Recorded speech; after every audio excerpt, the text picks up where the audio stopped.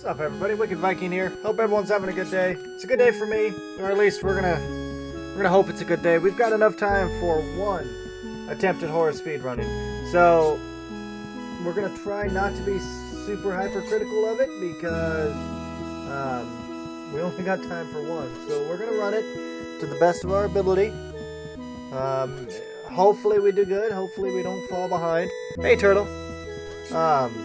So the way that I think I'm going to do this, so I keep calm, it actually worked out fairly well yesterday until I fell off my own strategy. I'm going to go over it as if I was submitting it for a marathon. And because if I'm submitting it for a marathon, I'm talking about the game, and I'm focusing on what I'm doing with the game, and I'm thinking ahead. And I think that will help me to stay calm in the event that I get any sort of, issues or whatever. So, I'm not going to focus so much on my time as it is. In fact, I'm going to, other than when I need to do the splits, try to not look at my times. I'm not going to evaluate them. I'm going to just attempt to kind of click it and go without really paying a whole lot of attention to it. So that way I'm not focusing on, if I did good or if I did bad or whatever the situation is. The other thing I was thinking about would be to do just an overall timer as opposed to like us doing splits and whatnot. But ultimately, with this, as it's nearly 11 o'clock, I've only got time to do one run. If I start to fall behind or if I fail with it, then I'm going to have to move on to something else, unfortunately. So, here we go with Horace.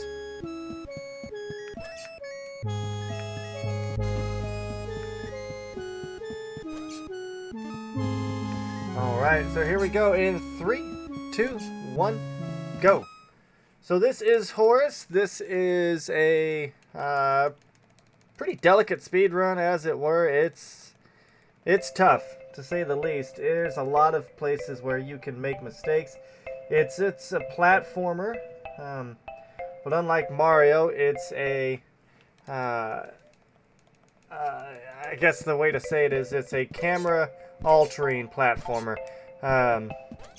Later on you get these anti-gravity boots and it rotates the camera, and then you fall the different directions based on how the camera is facing. So that makes for interesting skip potentials to be able to manipulate the camera and jump in certain ways, but also makes for some issues when it comes to the camera switching right before you go to jump and causing a jump in the wrong direction. It happens with the anti-gravity boots. You actually can hold the right button as you're running right and jump on a ceiling, and now you're technically looking left, but still holding right and running. Well, sometimes that will actually cause an issue where you sometimes it'll switch without you wanting it to, and you'll end up running into a barrier or something like that. So it's very important to be on top of it and paying attention to your inputs and the directions you're going. So that's really the first skip of the game right there. That saves about 10 seconds. If we didn't do that, we'd have to wait for the lasers to come back and forth on this specific grid. And it's a pain in the butt. This one here, however, even if I miss that, it's okay because these lasers here are on a timer, so you still have to wait anyways for this one. So even if I went super fast on that, I'd have still been waiting for the same time to get off of that. So this one holds no importance if you bonk at the beginning of this part.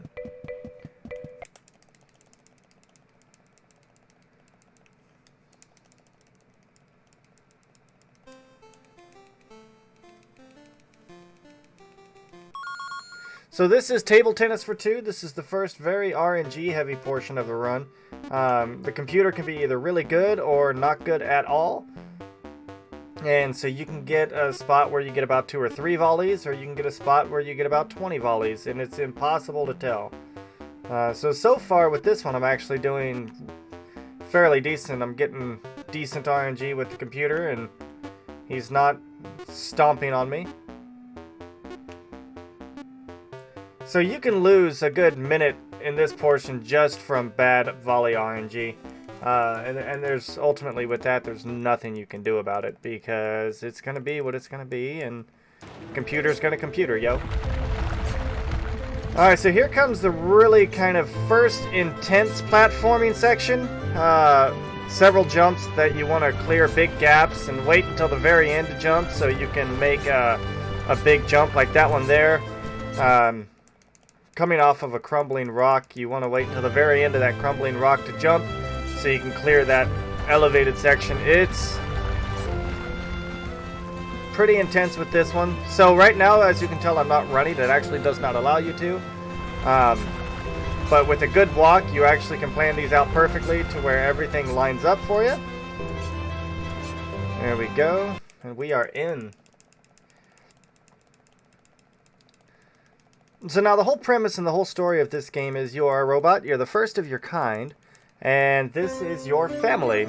The old man that is raising you, you kind of imprint on as like a father figure, and he is building you up to be like his robot and, you know, good for humanity and whatnot. But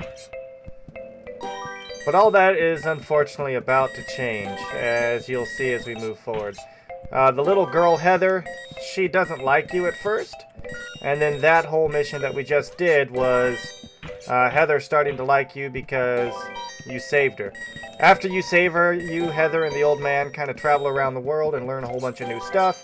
So you are given a purpose. When you're given your purpose, the old man says, well, your purpose can be to clean things.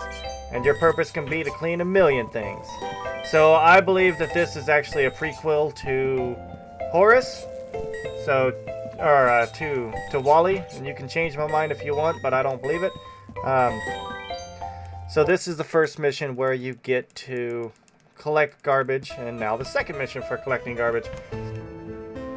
These missions for collecting garbage, there's one more later down the road, and that's it. So as much importance as the game puts on garbage collecting, for the speedrun purposes, that's it. There is a 1,000,000 garbage ending that you can get, but we are not going to go for that today because that is a long run. I don't even believe I have a speedrun attempt of 1,000,000 garbage ending.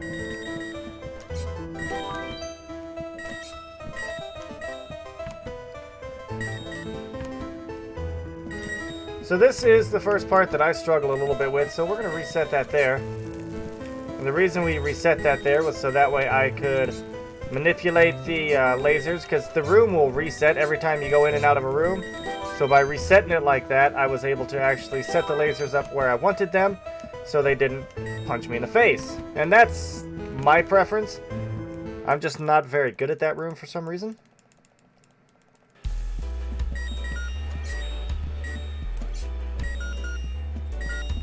So this is a part where we are collecting garbage, and we're just waiting. This is auto-ish. So that'd be a spot for, like, if there's donation readings, this is a good spot for about a donation or two. Alright, so this is a pretty intense portion of the run, as you can tell by the heavy metal music. You have to go save Mr. Silton, who is hanging out on the roof, because during that garbage collection portion, you actually collected some magical edible mushrooms for him. And you got to rescue him from himself. Now the old man wants to give you some new shoes. He tries to tell you to pick up that teddy bear, and you can't. So he wants to give you these new shoes, but then unfortunately during the cutscene you don't see, he dies. So the old man is dead. And with that, you're sad, and you go into basically a deep sleep. With this deep sleep, I believe it's determined later on that it's a 20-year sleep. A lot of things happen, so now you are essentially very infantile in this world, not knowing what's going on, and yeah, it's great fun. So we'll get into a little bit later as to what's going on specifically in this world and why. Yes, I was so confused. Where had everybody gone? I was like, so I didn't make that cycle fast enough. I don't know how to do it any faster than just the straight running. But if you can make that cycle fast enough and get him before he finishes saying the word "so confused," he will avoid the portion where he says, "Where had everybody gone?" And of course that makes it a little bit faster. If you can skip any sort of talking and whatnot, that makes it faster.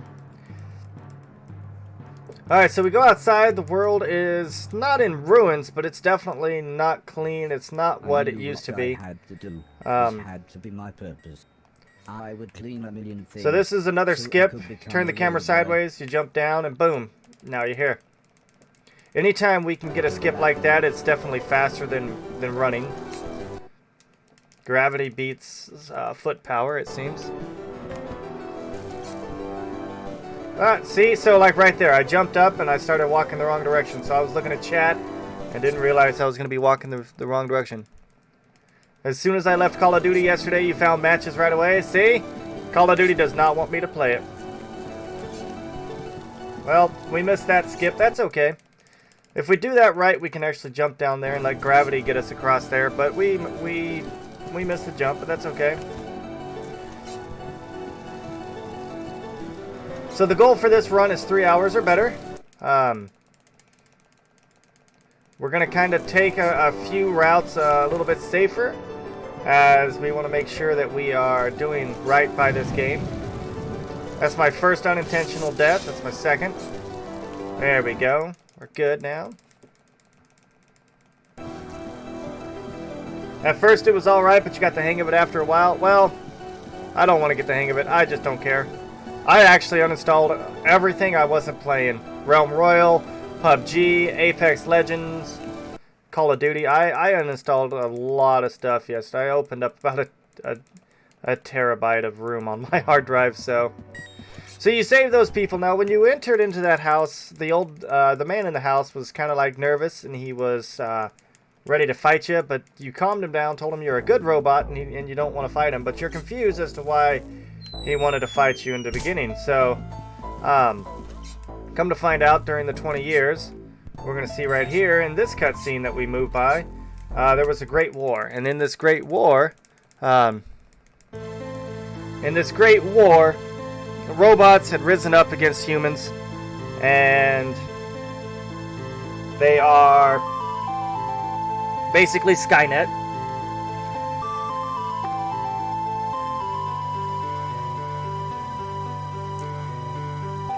Was it an uninstall rage? No. Nah. I was done. Not pleased with things. I don't play it. I've got a lot of crap on my hard drive that I'm not playing. And my SSD that I'm not playing. So I'm just like, meh, uninstalled. I was bored. It wasn't a rage, it was boredom. It really was. It was just boredom.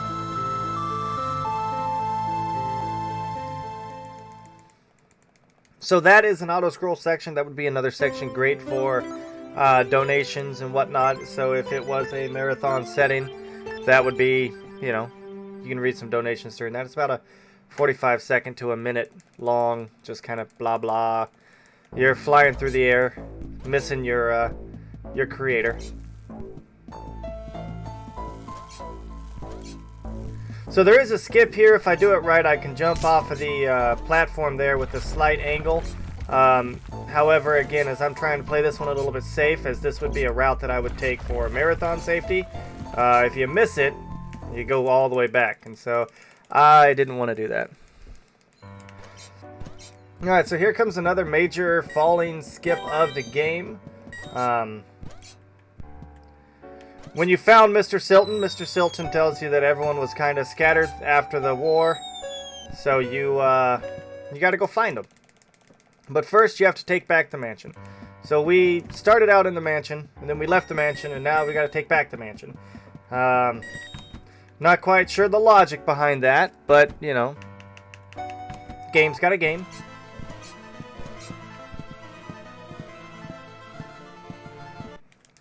So you're basically working your way through this church ruin into a big rec area, basketball court.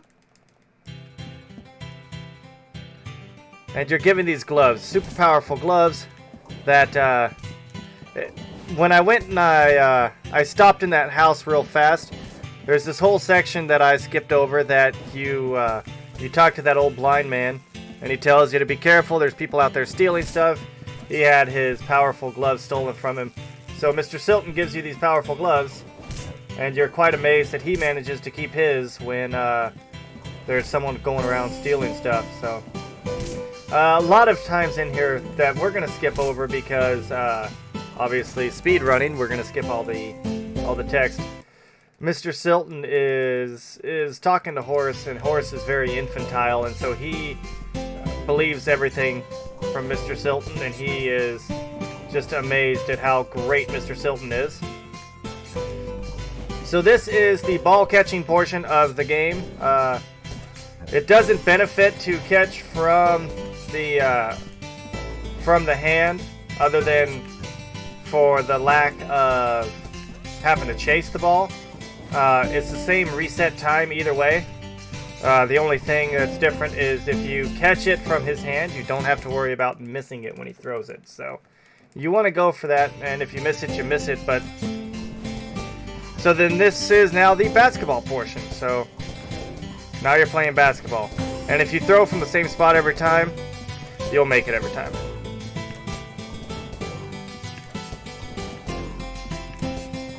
So the reason we got two going here, obviously, is so that way we can go faster, because we're picking one up while the other one's going through. So that was a good basketball section. Now we move on from basketball and going from the church. Now we're breaking into the mansion. I was stood in a gigantic cabin. Kobe! When I looked No, there's no exploding I was helicopter. horrified to see Oh, hundreds of that's corpses of those rude. things. As horrible as it sounds, my So stepdad apparently said they were connected the to mansion has some sort of secret So passage to clean get my you wood. to here. You know, maybe Doomsday, I don't know.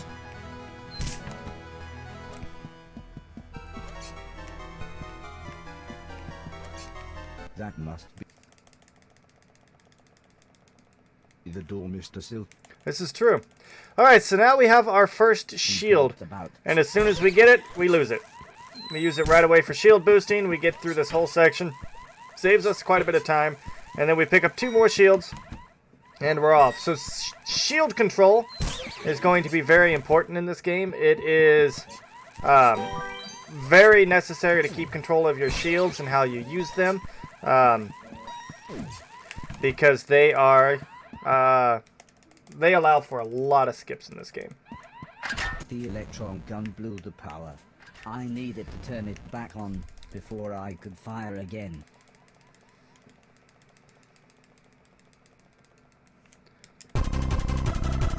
So this is your first boss fight, and this is the first fight where going slower is faster, because if I try to go fast and his rockets are in the wrong spot, I will go kaboom.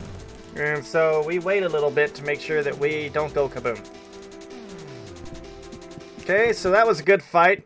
I learned at an early stage that you could trigger those from the ceiling, so it made a lot of I time. wasn't sure what was going on. Alright, so Suddenly, in that the man in the video project recording that we started to just come skipped to over life. watching, you find out that there is a higher conscience computer that is controlling these nanobots, and with these nanobots, everything starts to come to life. So now we're going to start seeing a lot of the game, a lot of random enemies coming to be, and it's because of nanobots. And that's what's got the red glow around these enemies.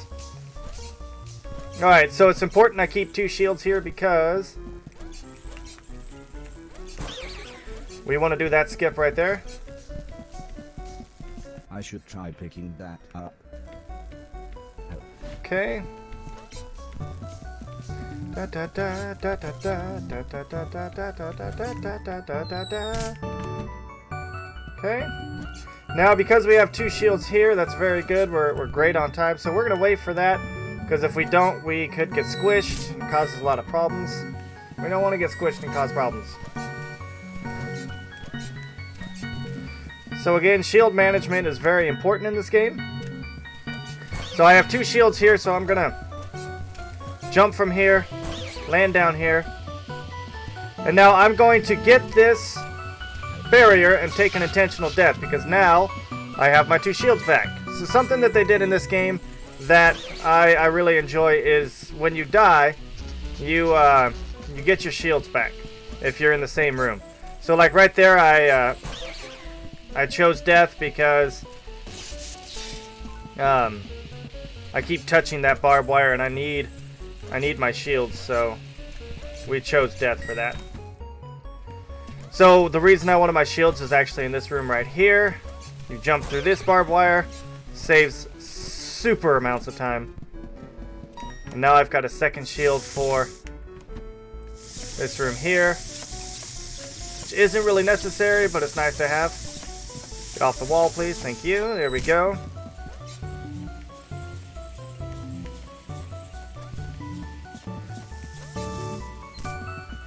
I like having it for that jump right there, because if you miss that jump by just a touch, it's terrible. Get back in there, please.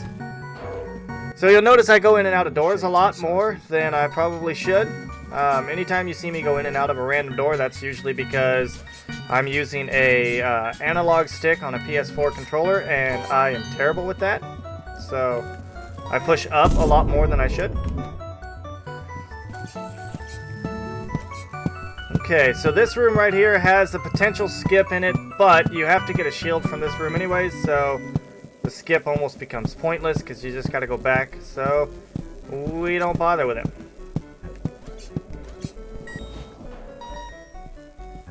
Okay, so right here we're going to wait for that platform to come back up, and now we're going to go. We could jump through that, but if you jump wrong, you can... no, we don't need that. You could kill yourself, and that's not good. Alright, so here we go on this portion here. So now from here, we are going to skip this door for just a second. Get this shield here, even though I wanted to have both shields, but one is fine. As long as I've got a shield. I touched electricity that I shouldn't have touched, so that was on me. Alright, so now we have our second boss, and this boss is not very hard if you get the patterns right.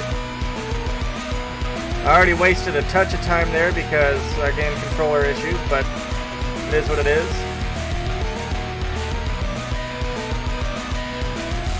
So the fire that's on the ceiling and the floor, if you stand on those ones, or if you're standing on the snake when it goes over those, as you can see, they're slightly higher.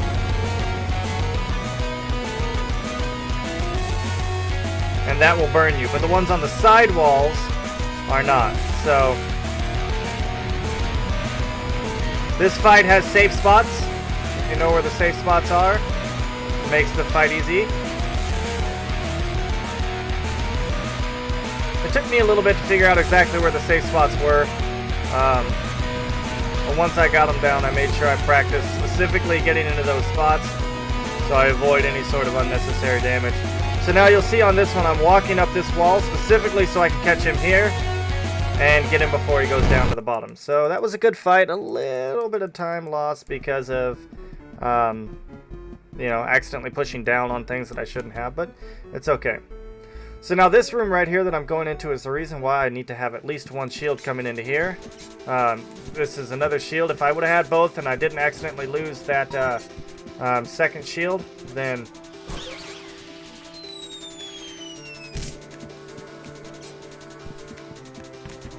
There we go. So that is why I needed that, because that's a huge skip right there. If you don't do that, you got to do this really slow elevator portion, and it's no fun. And now the reason you need the second shield is for this room here. My shoes struggle to grip the slippery wall. You skip through all of this. To keep jumping to climb it. And that's significantly faster than jumping over all the goo. So we've done it. We have reclaimed the mansion. And somehow, even though we went through all that hard work, Mr. Silton comes in on the side and just blows a hole in it. So, not really super important. Okay, so now we are trying to reclaim Mr. Silton's van. And this one has a new skip in it as well that I have discovered. that I've tried practicing and I've gotten fairly consistent with in practice. And that's the first time I did it first try in a run, so hooray.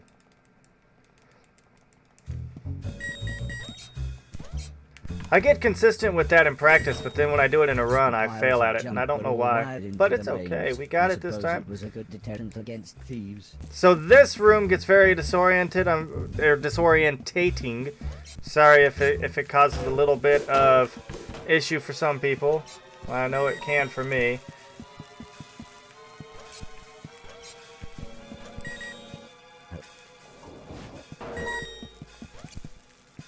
So I wanted to pick that shield up because we're going to use that actually on the way back. So we got it now, but we're using it later. And we're going to get a good skip out of it. Alice would have felt at home here, with all the huge piles of junk everywhere. Did not make it.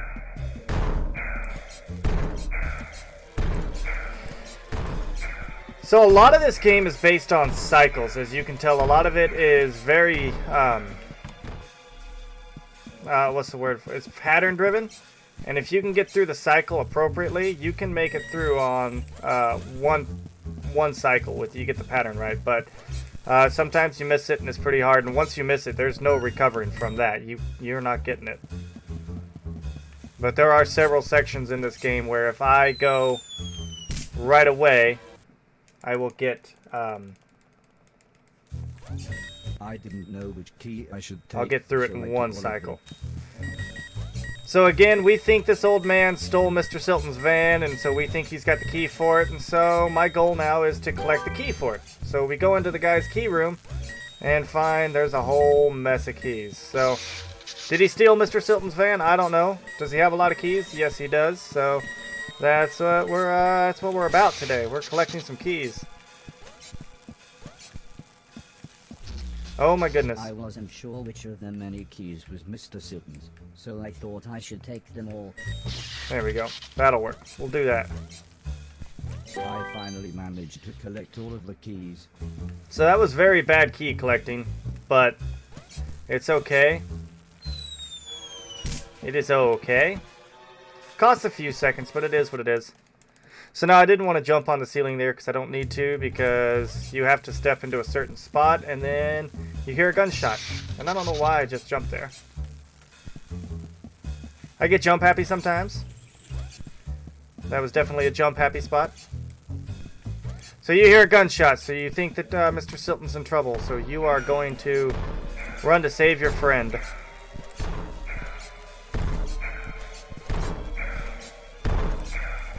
So Mr. Silton used to be part of a group of people, is what he says. And they did some things they shouldn't have been doing. You know, they were not perfect people. But such is life, I suppose. So that is why we needed the orb there. I really got lucky that I was able to actually get through that when I took the hit that I did. There is a skip there if you have that orb. I almost missed the invincibility frames with it, but I did get lucky, so hooray for that.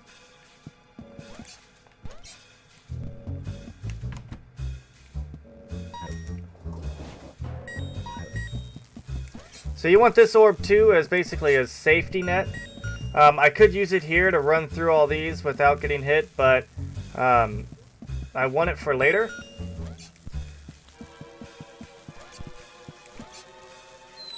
Because I want a second orb for the next part. So, I'm going to try not to get hit by any of these amazing blasts from this old man. But I've got orbs just in case. I want one orb when I come out of this, and so that's kind of why I picked up that second orb. So I have a safety backup orb. Again, orbs are very useful later on for skips. Bosses have checkpoints. This boss has a specific checkpoint. I can't remember where it is because I haven't died past it in a while.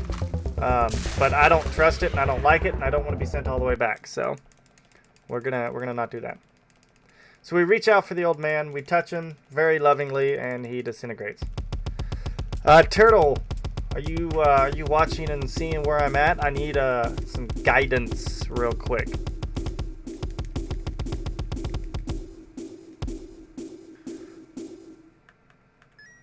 So it's very important not to mash there, because you can mash and say, yeah, I want to do that again. And that's not good.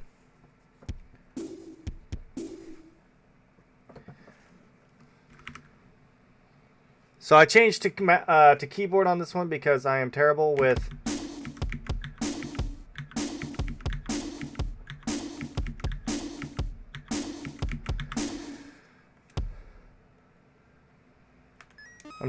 trying to do that without mouse and keyboard. Where am I at? I am, okay.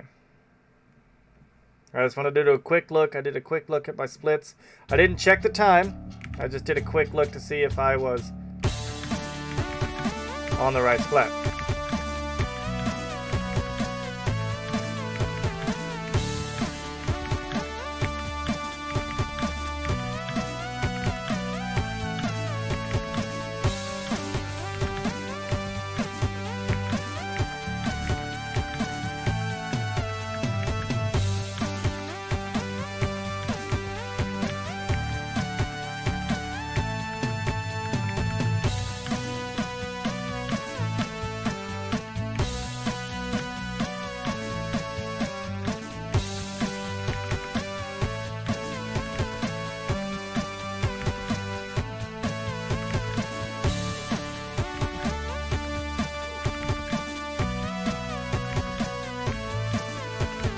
So I may look like I'm doing terrible, and I am,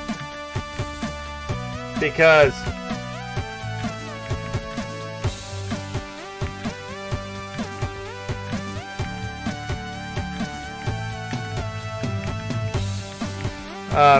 this rhythm game isn't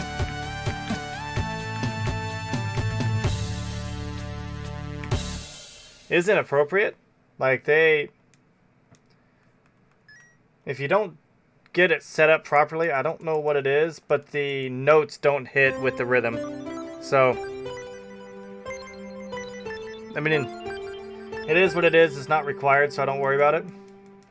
But you'll sit there and you'll push the notes with the tune, and you'll wonder why it's not working. So that's why I'm glad it's not required.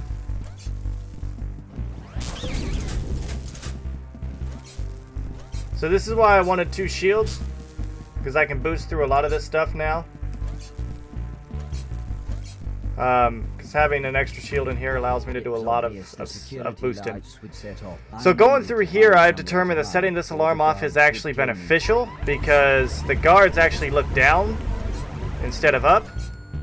So you're able to sneak into that door without them looking. And then this one doesn't even matter, because you're nowhere near guards, so... According to Mr. Supton, this was the switch that would open the laser door to Mr. Logan's cell block. We almost got shot there.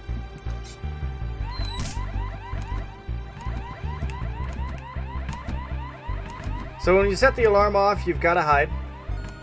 That's just what you got to do. It's a requirement.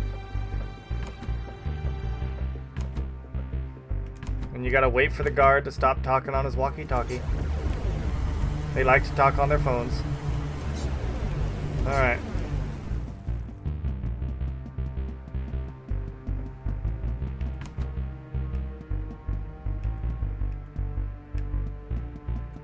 So we don't jump there because we don't want to go too high and accidentally set off the alarm. So yeah, there's that. So this guard's super observant. He looks up, he can't see you when you're right in front of him, of course.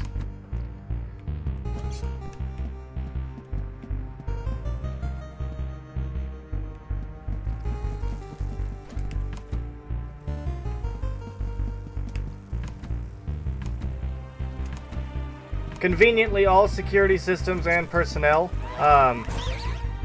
will have a setting to allow you to go through it without problems. You know, that's how life works, right? So I barely touched that guard's headlamp, so we ended up setting off an alarm we didn't want to set off, which is fine. Accidental alarms happen. It's a quick recovery. It doesn't take a whole lot of time. The only thing that upsets is you lose a shield, but I'm going to get all my shields back. This would open the So, door. not going to be a big deal. Right. I get both my shields back in the next portion of this level, so... And I definitely want 2 shields for this because it's helpful. So we intentionally set the alarm off there because we come down here anyways and go into this locker.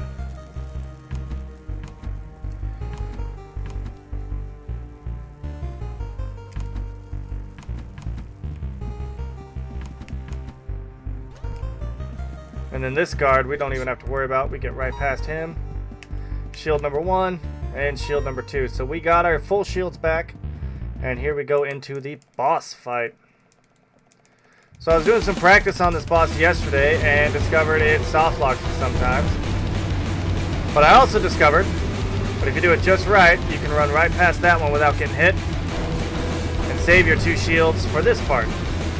Because as soon as you attack this boss, the button is available for the next part, so you want to charge up there as fast as you can. And look at that, we even had a shield left over. That shield left over is going to help us out a little bit in the next section.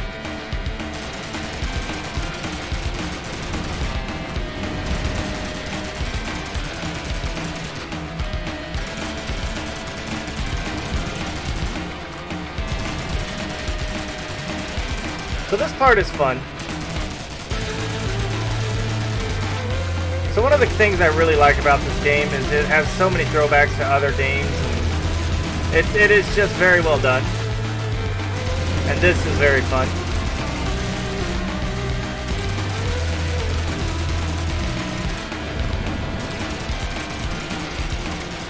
So this would be a good time, again, if we were in a marathon that donations could be read. Because now that I've destroyed everything, you're just gotta wait.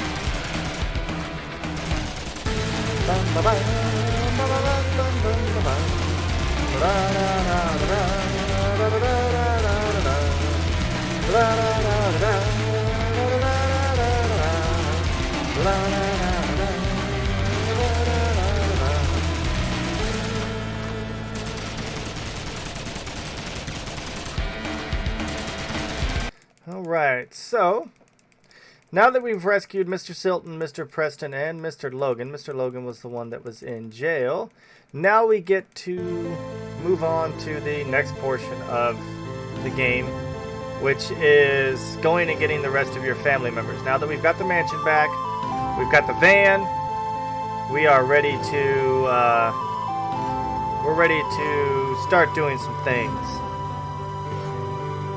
We don't know what we're going to do yet, but we want to bring our family back together.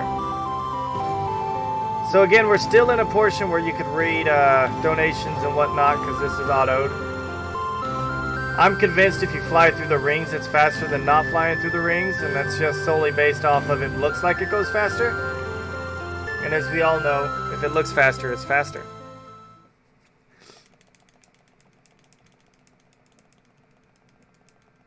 The pedestrian tunnel was far longer than I expected, but it Quite was a long nice. time. It You gave me can a read chance to donations chat on this with one. Keep Mrs. going. Silton. She told me she was from an upper-class family and that her parents... But obviously, had since raised there are her no donations to when read she right now, married Mr. Silton. I can just talk about the game. But she said she really was happy being with her husband. So you find And out after that all, there was that huge as war. she put it, he did There's... provide for her in this It's messed a up messed up place. However, And I you have couldn't to help but laugh you have to when she said how much she liked Mr. Silton's plan. reestablish humanity, I guess. I steered the conversation onto the topic of the war. She explained she had been a nurse near some major combat, but she looked So where really we're going sad, from here, so we're I actually changed going to the go subject. to asked her if the Sitcombe, town which was is Mrs. Silton a smiled stop on the train and track to described get it Alice. as a wretched And the reason we pile go of to scum and Sitcombe is villainy. because the reason we collect garbage is to trade it in and get money. And Sitcombe is the first place with an open salvage yard. We go into this scrapyard here. Scrapyard's closed, so we got to come over here and work for the work for these fine, wonderful old ladies who may look familiar to some of you. Again, lots of throwbacks, lots of things in this. For those of you that that don't know, this is the Golden Girls with one of the most famous female actors of all time, if not the most famous female actor or actress, I guess you should say, if not the most famous actress, period. The glorious Betty White.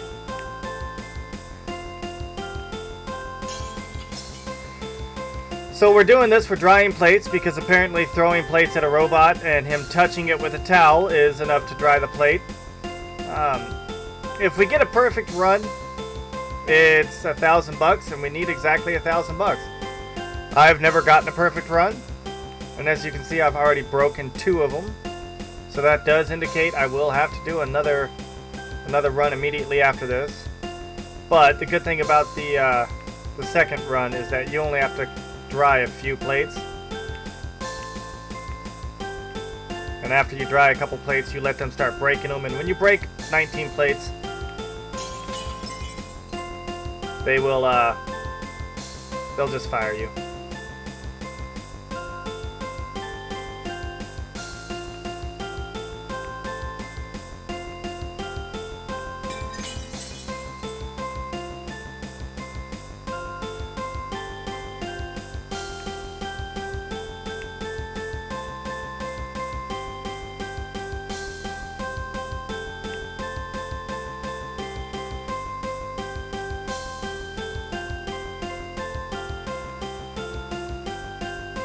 So as you can tell, a lot of the mini games in this are based on rhythm.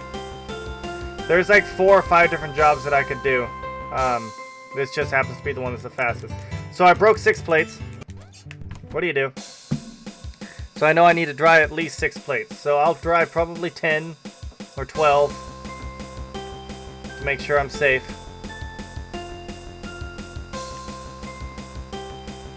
There's my 6. I'm gonna do this next round. There we go. Okay, now we can let everything else break and we're good.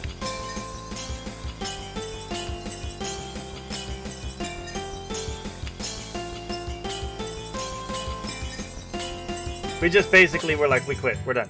We're done. Alright, so now we have $1,000. We can buy our train ticket. Oh, dude, it's all good. It's all good. I was going to ask you for assistance on something, but I just took a quick glance and took care of it. I was just going to have you make sure I was on my right split, because I'm trying not to look at splits, because I don't want to know. I think not knowing is going to help me remain calm and peaceful, so I've just been explaining the game. So now I do want to get a lot of garbage. As much garbage as I can. As long as I have about 5,000 garbage, that should be good. I only need $4,000. So this train can either go right or left from here, and we do want it to go left, which is where it's going, because it goes to Big City. We skip Big City and we go to Sitcombe, and the reason we want it to go left is because there is a shield you can get at the end of Factory Town that allows you to use to skip a big portion of Big City. Now, it's not imperative that it goes this way, because you can easily die to get your shields back through this. In fact, I wonder. This could be big. I've not tried this before. This could be huge. The train made its way to Sitcombe. I could get off here to find Alice. Nope. Okay. So if you die about 7 or 8 times, you get an extra shield. So I've never tried it before to see if you could die there and get shields. I was trying to get a shield, and you don't lose time for it because it was going to be helpful later on. So make sure you stop in the salvage yard. I got $6,000. That's plenty. That would have been a big advantage if I could have gotten a shield there. Absolutely, yes. So now, as we're going to rescue Alice, you're going to notice it's got a very fitting theme. I was surprised to find Alice's house was a lot larger on the inside, and strangely, it lacked any color. And it's not the fact that it lacks any color and is larger on the This was inside. a ridiculous amount of stairs for such a small cottage. You'll see it in just a moment. how strange everything was. I remember wondering if I had been changed in the night. See the kitty? See the kitty? And you're going to start seeing the theme.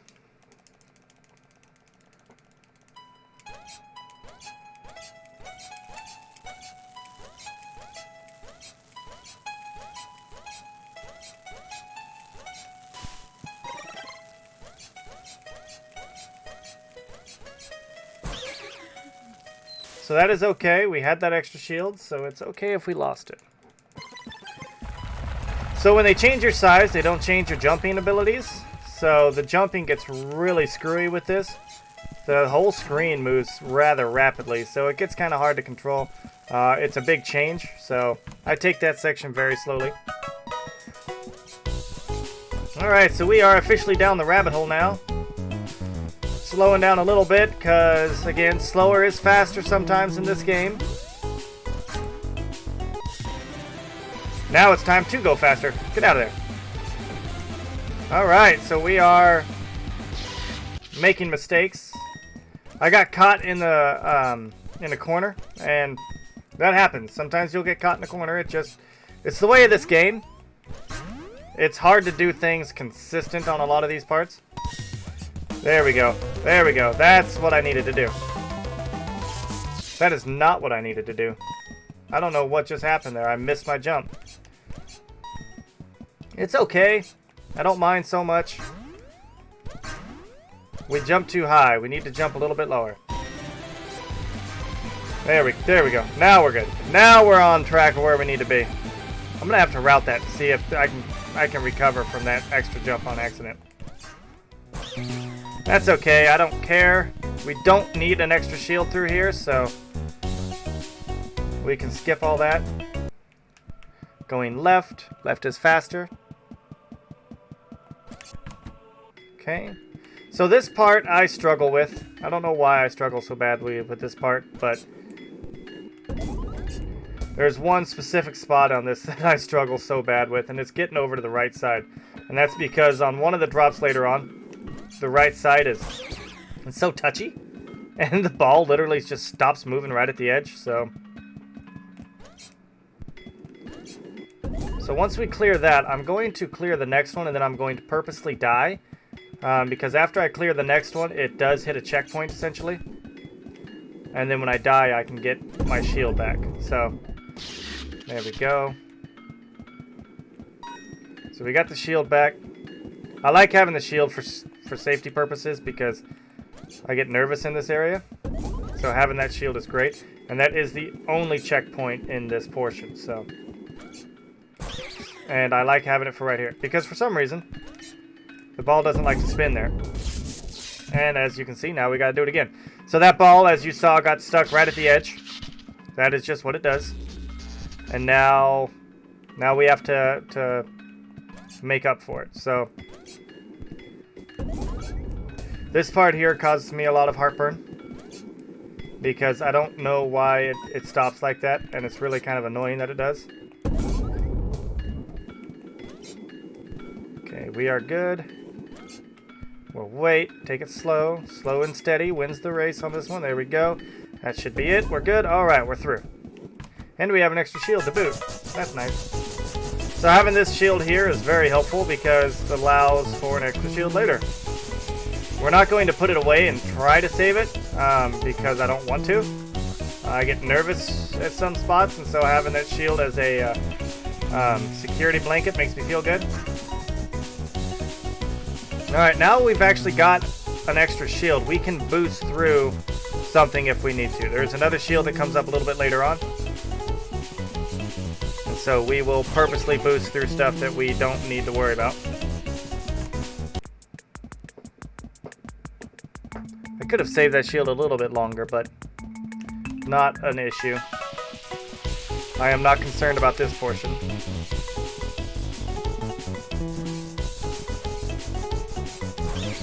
Okay, so I should have saved that shield. Because here is the backup shield. So we're going to have to wait just a touch on the next part. Nope. I knew I did not have enough momentum on that. And that's another problem that'll get you when you die on this, at the end of this part. You're holding right for the whole thing, so you're still holding right when you die. And you run into that waterfall a couple times. So this is actually a bug in the game. I do not have 2 shields. Do not let it fool you. I only have 1. Here we go. There we go.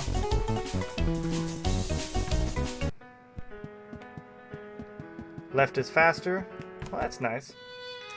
Alright, so this game is set. All the movement is set. You would think the goal would be to take out the king, but no, it's not. The goal is to get through the exit.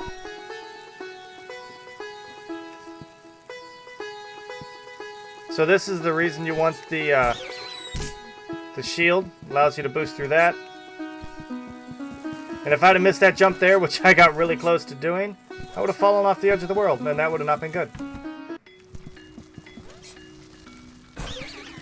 Okay, so I did have an extra shield. I kind of did that on purpose. I wanted to see what my shield stats were. Because I honestly did not think I had a shield. And I only needed 1 shield for here anyway, so it is okay.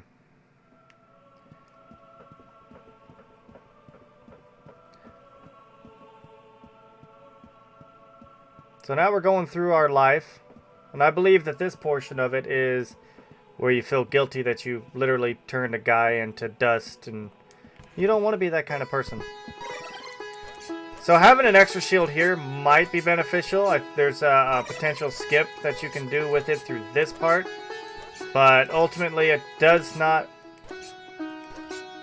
It's not required. It will save a little bit of time, but you do need to go down to here anyways, and the checkpoint is down here anyways, so this is where we want to be. So, it's not going to save you a whole lot of time.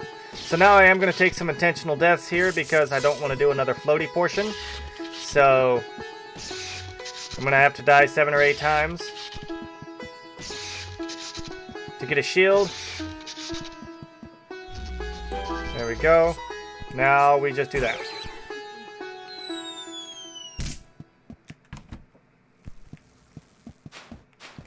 Okay.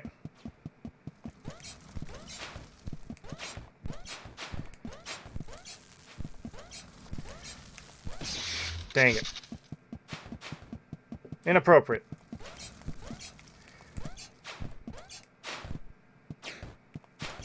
See, I don't know what that was all about. I was trying to go slow there because I thought he had 1 more. I swear I only saw 2 little hedgehogs being spit out. But no. See, that one was 4. It's supposed to be cycles of 3, but sometimes they like to kick out extras. And that's when I get nervous on this part. It's okay. We're in. We're on to the queen.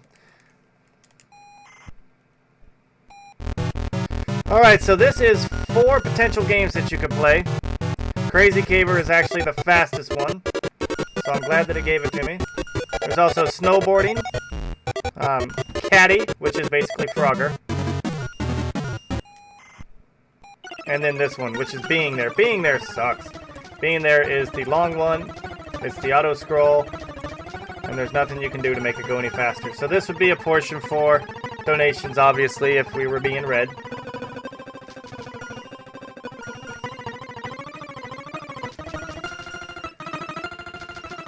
And the idea of Being There is to collect the keys, so it opens the gates, and not die, of course. Your first checkpoint for Being There is, I think, coming up shortly, but I don't want to die to verify. I think this is your first checkpoint here, is this toilet. There it is. Look at that. Toilet.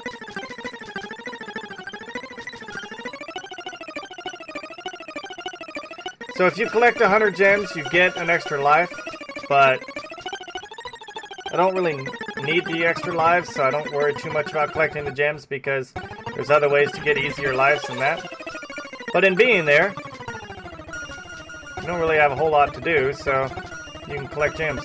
Alright, so now the only way to make this faster is just to hug the front. There you go, you're through. Alright, snowboarding. So you saw me doing a quick little pause, unpause there. That is because if you pause and unpause, it actually skips the game selection screen. And that's something that I forget to do a lot, so I'm very happy that I remember to do that. Turtle would be happy with me too. Very proud of me. So this is snowboarding. This is like downhill skiing from back in the day. And I don't know why I didn't clear that one. You're always supposed to clear both of those. That's okay.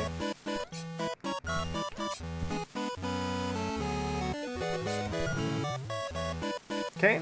Alright, now that we have finished the 3 games, we're moving on to game 4, and this is the Queen. So this is the actual boss fight, not all the other stuff. This is the boss fight.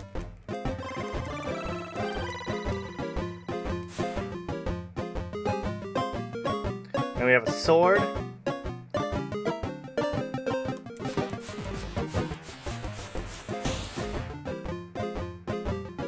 I didn't die to that. Yay! That thing kills me a lot. So here I'm probably going to die. Yep, I purposely die there because it resets everything and makes it a straight shot down. And it's easier for me to get through that way than to try to learn their patterns. I don't know why. It just is.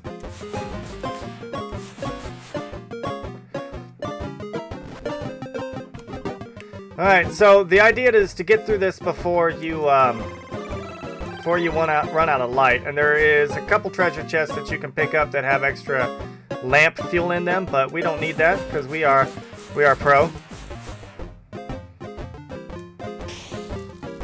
Shoot that guy. As soon as it explodes, we run up. Now we're in the Queen. So the idea of the Queen is to shoot away all of our hearts. She shoots back at you these little electricity balls, and then she shoots an ice projectile. Send the ice projectile back to her. She shoots out more hearts. Rinse and repeat.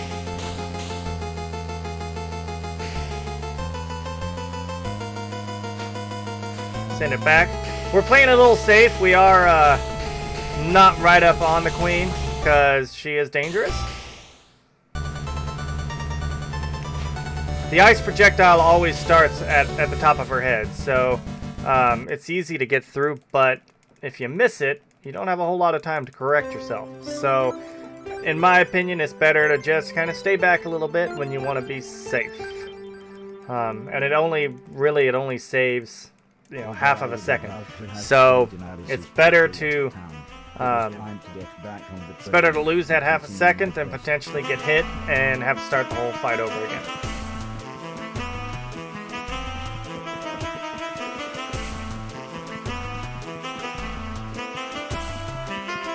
Alright, so now that we did all the salvage earlier, we're able to buy more tickets. And that is the last of the tickets that we need to get us through. So now we're going to Factoryton. And we're going to make sure that we don't get a shield. We're gonna try to die as many times as we can. Come on, shield. Come on, shield. It's a shame that you don't get a shield in here. Okay, so Factory Town is a very long section, unless you know the skip. And getting the skip on the first try saves a lot of time. Getting it on the second try saves a lot of time. Heck, getting it even on the 10th try saves a lot of time because it saves a whole portion of the game where you've got to go through this conveyor belt factory, and it is just a disgusting pain in the backside. That's close. Nope, I missed it. And the only loss to it is probably about 10 seconds, 15 seconds if you miss, because you've got to go through that death animation and redo the jumps. I jumped too high. So if you jump too high, that'll happen too. And that's okay. Again, it's much, much faster. Because the building I just jumped and landed against is the building you've got to walk through. There we go. That should be it. There we go. That's what we were trying to do. And so that skips a major portion of this level. And doing it a couple times is okay. It's just fine. Unless I fail it probably about 30 times, I don't see how it could potentially be any slower. All right, so this portion here, let's not hit the wrong button. So if you're really good, you can set this up with only 2 items, and you can wiggle it back and forth. I'm not really good, so I've got to do it that way. And honestly, there I did it the wrong at first. I made a mistake. That's okay. All right, so now it's the factory time. It's strange. None of the machines were totally active, but the power was still on. So your goal here is to get Mr. Silton and his crew through Factoryton. And Factoryton is the area This where looked very familiar. I would have looked around more, but we this needed to find this the professor. professor lives. Well, works, I guess you could say. So we step in here, we get a quick shield, and we're out.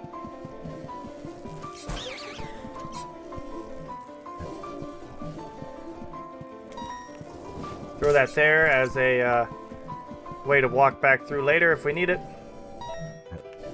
But we don't need it.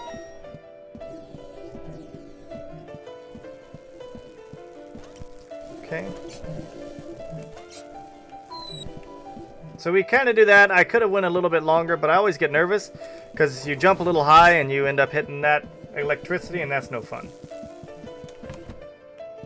So we've gotten everyone No through. signs of life.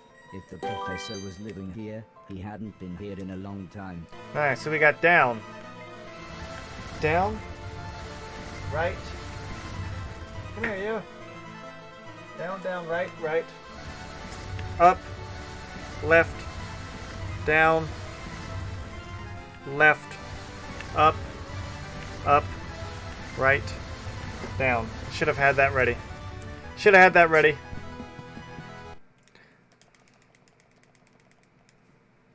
I will eventually get that memorized. That is the fastest way to go through it, as it is 12 moves. So this is another one of those that's cycle based, and if I go fast enough I can make that cycle, but clearly the first time I did not, so what do you do? And we're going to be careful on this one because I've jumped the wrong direction on this before and jumped into that laser and you have to reset. Not fun. Okay, here we go. Alright, so now in this one you are trying to disable these guns. This guns is dangerous.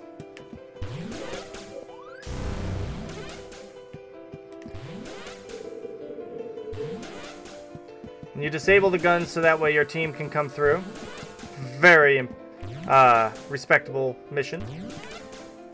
Very important. There we go, guns are disabled. We better not be pointing down at the ground. We are, aren't we? Oh, good. Whew. I thought we were going to be pointing at the ground. I was scared there for a second.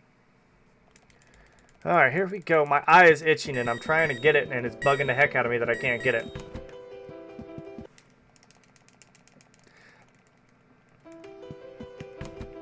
It was hard to believe the There we professor go. was Ha ha ha! gone. Although he was always suspicious of me, I was sad to think I'd never see him again.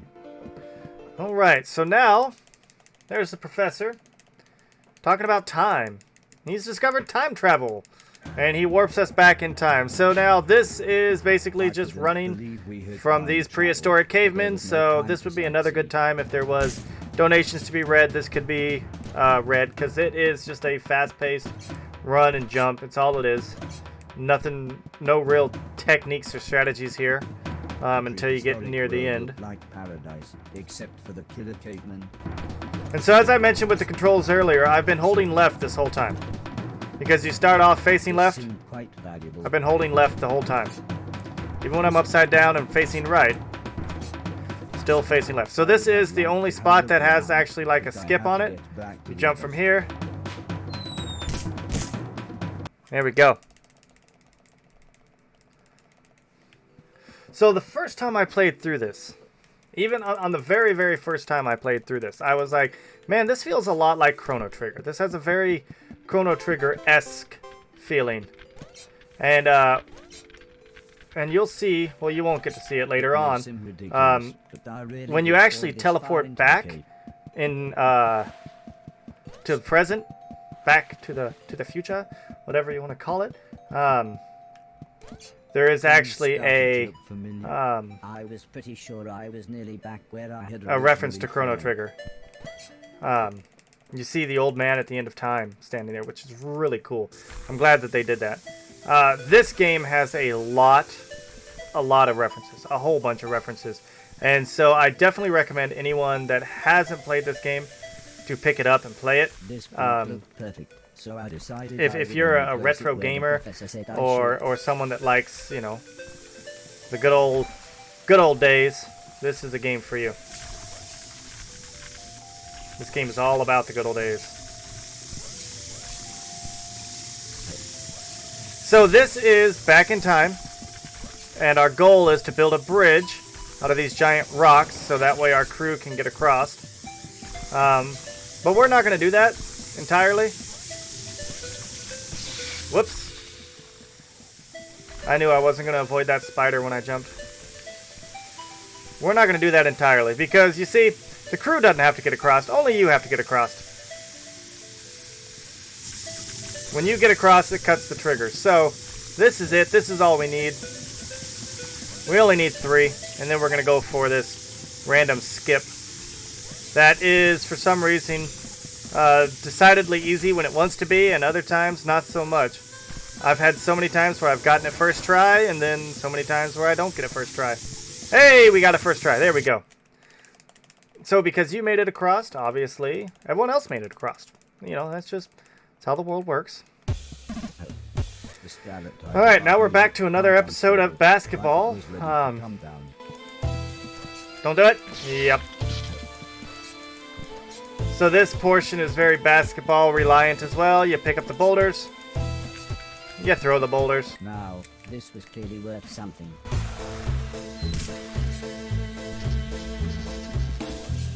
Yeah, you zap yourself. I mean, there's a lot of things here. There we go. Avoid the spider. So this portion is actually a little bit more complicated than it looks. There we go. I'm sure that I make it just look so easy. Avoiding the spiders is important, so I waited there. I was scared. I'll be honest, I was scared. And now it's time for another boss fight. So this boss is very easy. If you know where to stand, when he turns around, you just throw it.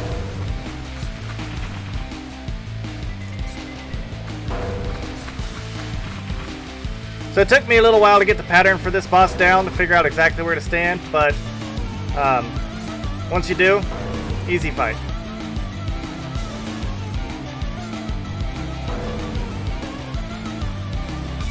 And I'm glad I did get the pattern down. It took some practice, as this game does. This game takes a lot of practice.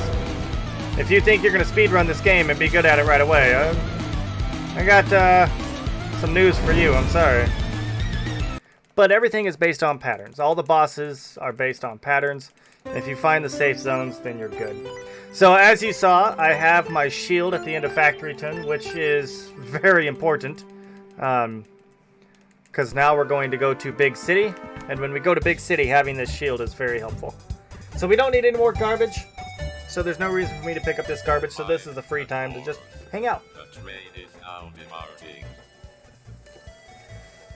We've got a good, 45 seconds to kill at this point, so this will be another spot. Again, donations. There's a lot of spots in this game that is good for donations. I could get back to the mainland and Mr. Silton's from here. Turtle, are you still with me? Are you hanging out? This is Maiden. I avoid the doors, so that way I don't accidentally push on it. There we go. Now we can be back at the door.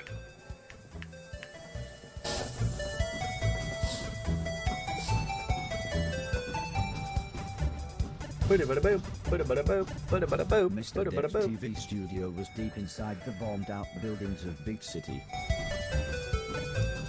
So anyways, as I was saying, this game does have a lot of throwbacks, a lot of references to the good old days, and this is no different. And a casual playthrough of this game, watching all the cutscenes, you will definitely not be disappointed.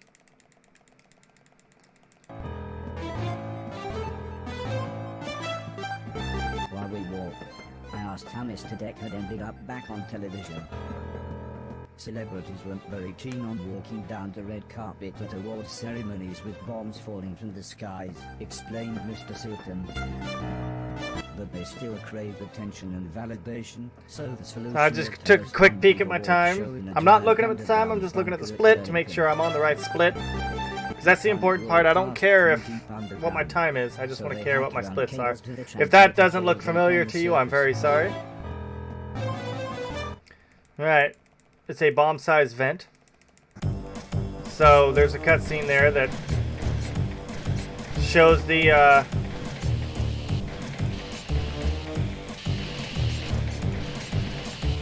scene from Star Wars where you or where they blow up the Death Star. Obviously.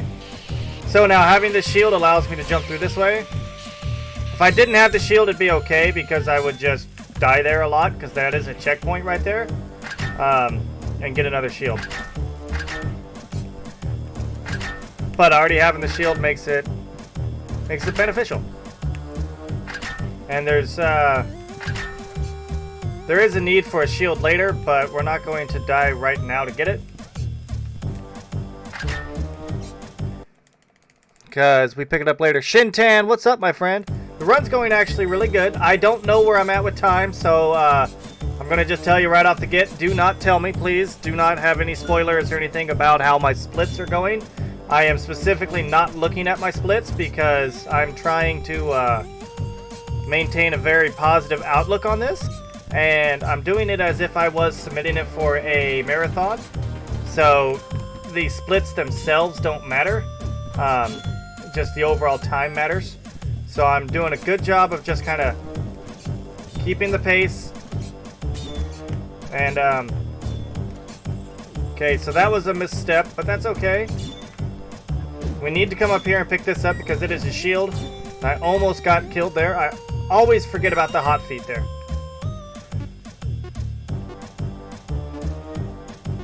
So Shintan, I was telling a turtle that I have uninstalled all shooter games and basically a lot of games that I wasn't playing anyways from my hard drive and my SSD. I'm just done with them. Done with them. They're not enjoyable to me, so I just got rid of them.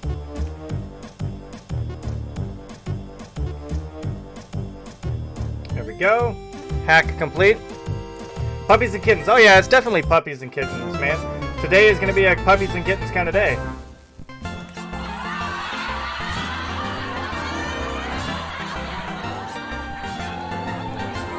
Definitely puppies and kittens day, man. Definitely puppies and kittens. I'm feeling all the puppies and kittens today, bro. Taking our time, we're doing it right. So this is what we needed the shield for, was this area right here, because then we skip a big back and forth section. I didn't just delete shooter games. I deleted every game that I was not wanting to play. Like, I went through a lot of games. I opened up nearly a terabyte between my SSD and my my hard drive.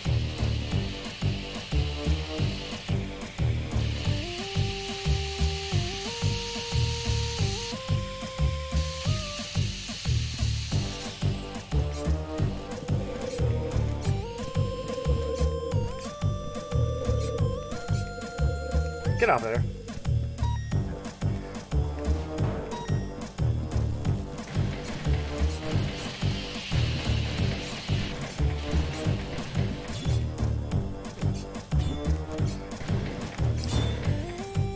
So that was a little bit slower, but that's okay. We kept our shields. I like having my shields in this part, because having two shields in this part will actually make it significantly faster. Well, okay, not this part. The next part. I always forget about this room. I think it's because I subconsciously want to forget about this room. This room is a pain in the backside. There is no checkpoint, and it's a constant rush. Do not stop. Make sure you make your jumps or you are totally boned. Lasers, lasers everywhere.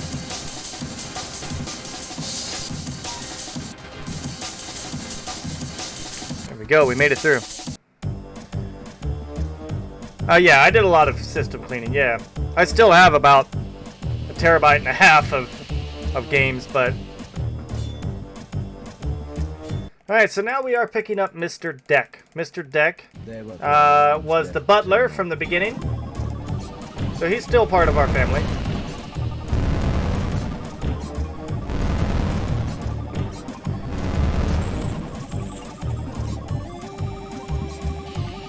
Still have my 2 shields, that's the goal.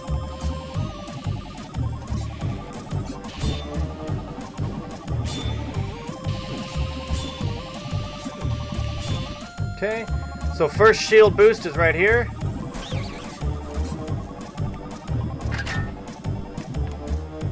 There were 3 alarms left.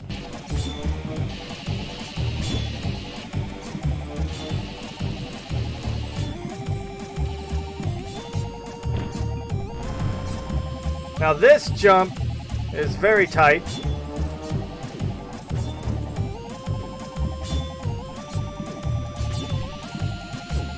Unless they just made it easier to get through, I don't know. That did not seem very challenging. It's a very tight jump. It's kind of hard to get the first or even second try, but getting it saves a significant amount of time. Whoopsie, we jumped too low. Okay, we were almost there, but we jumped too low and we hit that gear. That happens a lot in this game. And a lot of it happens because I have troubles controlling myself in this game, as far as not pushing the wrong direction on the D-pad. So, get back in there, please. Thank you. As you can see by walking into that door on accident.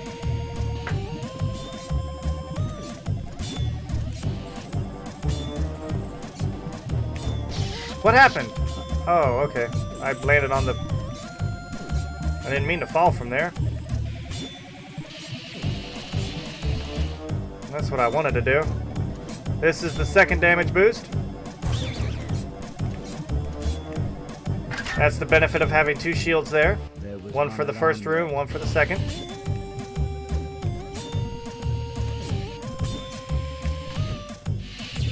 Okay. Whoops. I missed that jump. That's okay.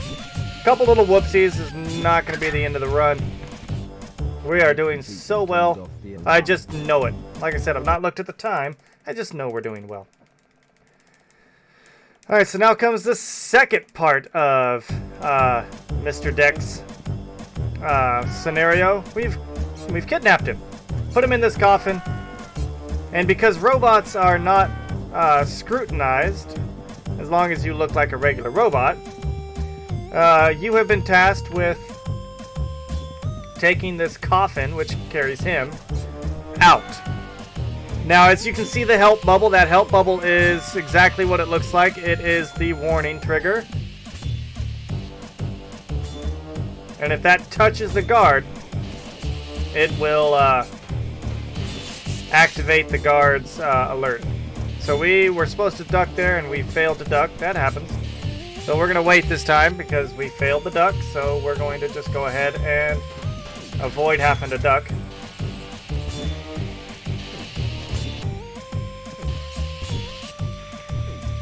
Sometimes I don't trust my jumps. And again, we're wanting to look for marathon safety in this run, so we're gonna take some of those jumps a little bit slower.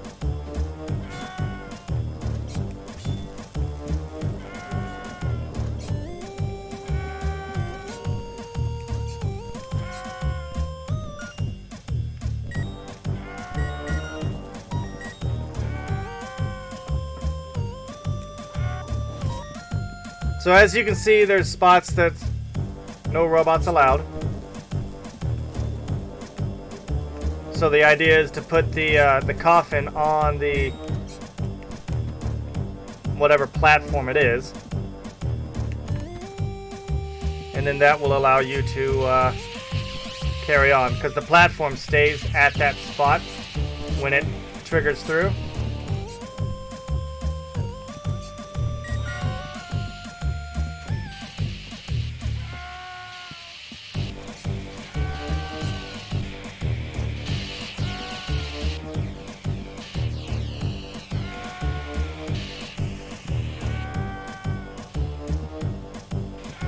There we go. That's okay. It's okay. That is fine because that should have left it right there. So that's okay.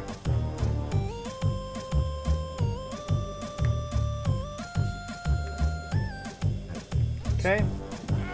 Now we wait for the platform to come back.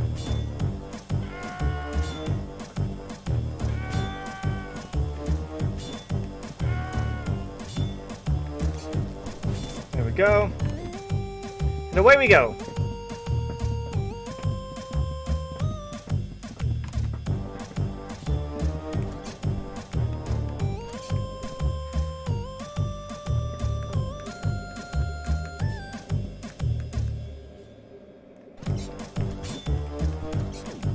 So I take that very slowly because there is the potential to die there. Those first platforms have what I like to call hot foots, whatever you want to call them.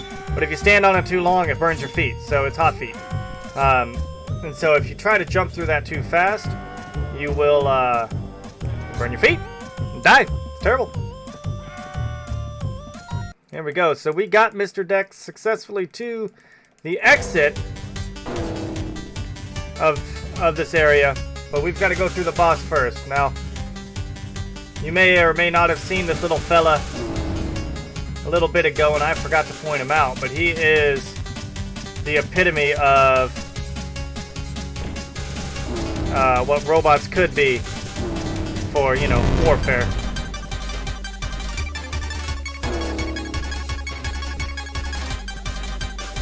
And that's what he's being marketed as. He is your kill bot.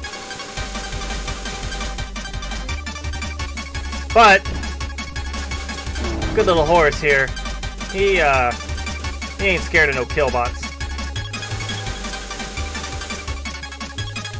Because these kill bots have silly patterns that easily exploitable. And for some reason drops explosive buttons that can be used to kill him. I don't understand it. I never have understood why a boss in a game would drop something that would cause its own demise. A lot of bosses do that.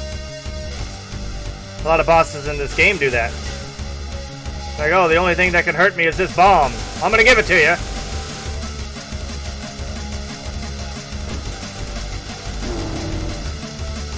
So this part is a little bit challenging, and it's only because you're on a conveyor belt. So you can't just stand there. You gotta constantly be pushing the button to avoid sliding into the fire. And obviously when there is this back and forth stuff, you gotta try not to get hit by it. That's okay, we had a shield, so fight's over. Goodbye. So he's sad, he died. And we're not sad that we killed him. He was a bad robot. So he has been defeated.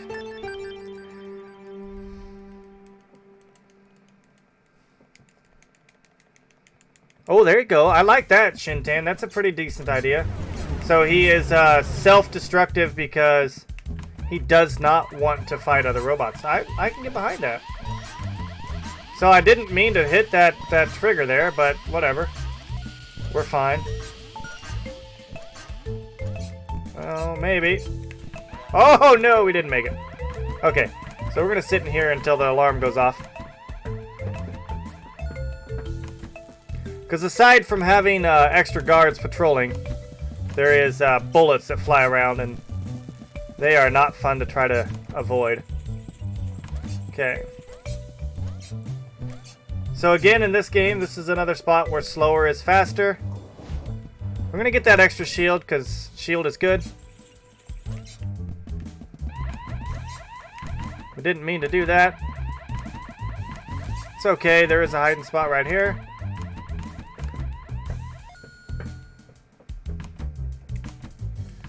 Okay.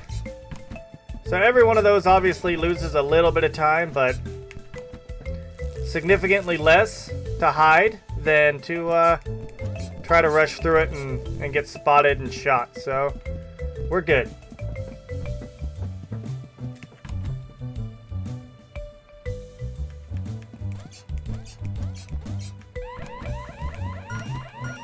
We're going to hide in here too, because the next spot I do not want extra bullets coming at me. I really don't. Okay. So the reason I wanted a shield is for this jump right here. This jump is a pain in the backside if you don't have a shield.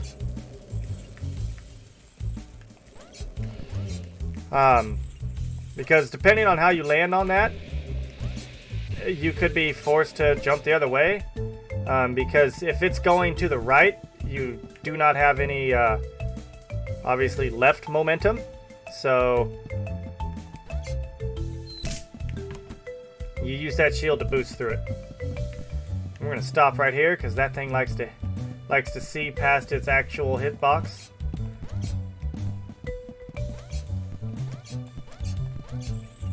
So the very bright portion of the light is what sees you, not the dimmer portion. But on that one particular light, the hitbox for the extra bright goes a little bit further. All right, so we have a shield in here, and that is good. So we're actually going to put that shield away because we want that shield for later.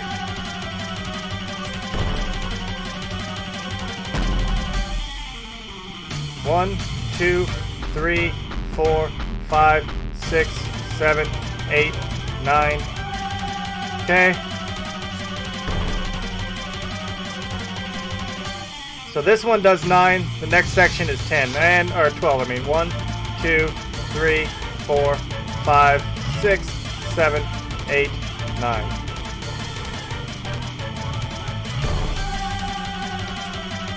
There we go. A little bit of a goof there at the beginning, but that's okay.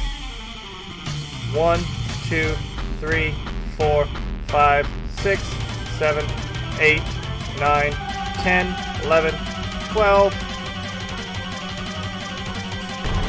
And then there's 2 swipes. 1, 2. There we go. Okay.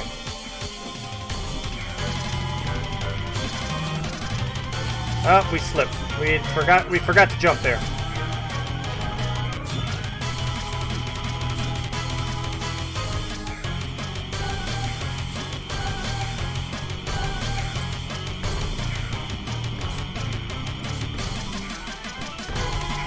That was a good pattern on that one. We did good. So this one you can actually go too fast on, because if you go too fast, then you can't line up those jumps for the blue fire, which is unfortunate. Oh no! We barely touched it. So we delayed just a touch, so we can line up.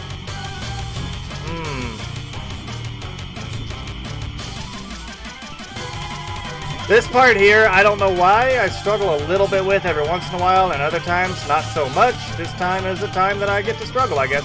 And it's okay, it happens. This boss is very problematic for me sometimes, and right now it's being one of those times.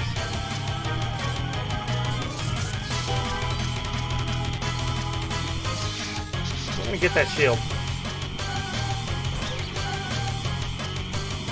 Even though we just lost it. There we go. I know we lost the shield, but whatever. It's fine. We still have a shield for this end part, so.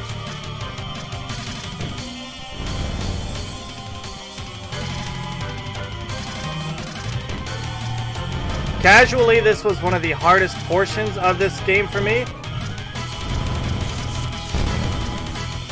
But now it's not so much, and I don't know why I did not grab the chain on that one. Oh my goodness. So we are having a bad robot fight now. That's okay. I could have a terrible next part of the robot too, so. There we go. Alright. There we go. Now we're on track. So I affectionately called this guy RNG Robo at the beginning because I thought that this was RNG as to what he did, but really what is RNG and what is definitely random with him is where the red explosures decides they want to be, and whether or not he decides he wants to hit his dang head. Sometimes he'll hit the blue spiky thing, and other times he will punch his head. Okay. There we go. So we had the shield to boost through that, so we had a good fight. So that was actually a good robot fight at the end. Not so good at the beginning, but good at the end. That middle section, I definitely need to work on. So, make that split. And again, I'm not looking to see where we're at with it, because for this one I don't care. But I know we did that split, and I'm pretty sure we're doing okay. So this one is, as I said earlier, this game is very cycle-based. So if you go the same pattern every time, with the same speed, you'll get through it. So that is cycle-based. If you can go through that at the right speed, you can avoid those two electric things on the vines. So they want you to chase a little rabbit there. You chase them all the way to the one side, and then you find out you can't catch him, and you come all the way back. You can avoid that by just not chasing him. Alright, so we're on another dream sequence here.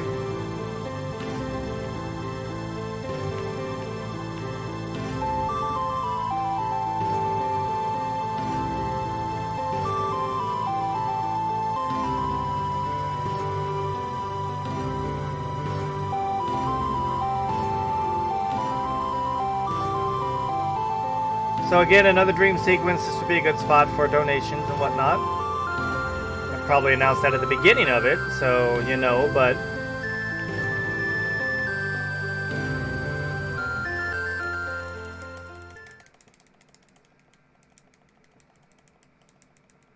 Alright, so we brought the blind man over. Don't know why, but... No money at the moment. No, I didn't mean for you. I'm doing this...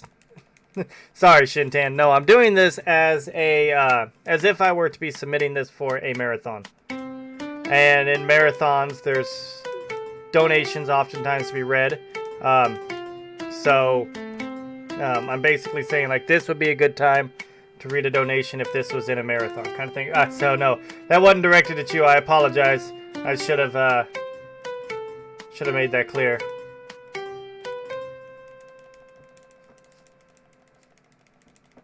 I'm not going to sit here as like, listen, I'm playing this game. Donate to me right now. Right now. See how I'm in this spot right here? Give me money. No. That's not what we're doing here. Alright, so we're back in the mansion, and now we are on a boss rush. The block was very shiny. It looked like it might be able to reflect the laser beams.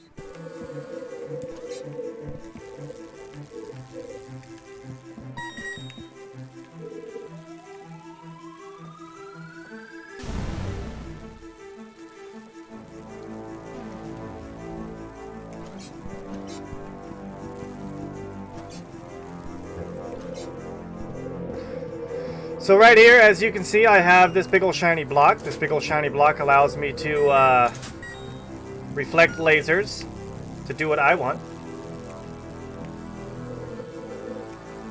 And if I know exactly where I need the lasers to be, I set it up, and then I get the block over, and bam! We destroy our security systems.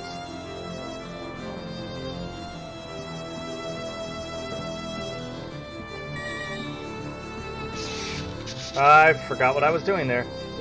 Which stinks, because now I gotta go all the way back and get the block. I don't know why the block stays at that spot. It's a little bit disappointing, but what do you do? I forgot where I was at with that one.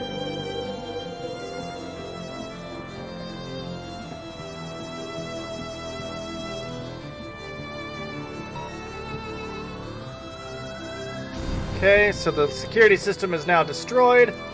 And we are ready to carry on with this game. Alright, so now, routing in this spot is very important. We have rerouted this, me and the other runner of this game. Previously, I fought a different boss first, but we found that dashing is actually faster than running. So for this, I specifically come all the way down here first because I have 2 shields. So we flip this switch and then we die. And now we got our 2 shields back. And we're ready for the next spot. So we flipped that switch for later. It's not important right now. It's just a thing that we do for later. And I do it then because by having the 2 shields and doing it, I still have a shield now for coming into here. Which allows me to damage boost that. Alright, so this part I fail at miserably a lot. I don't know why. I just do.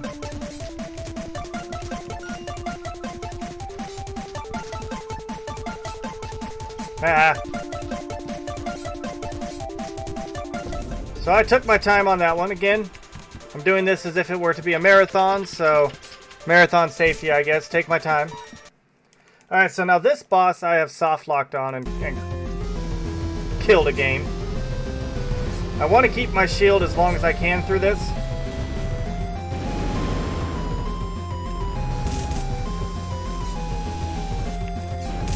There we go. So that's the fast hit on him. You can do that on the first round. I don't think you can do that on the second or third round. But you want to grab the second to furthest one. Throw it in there. Avoid where the things have X's on the floor. And we have another just like this. So maybe 1 donation at this point would be acceptable.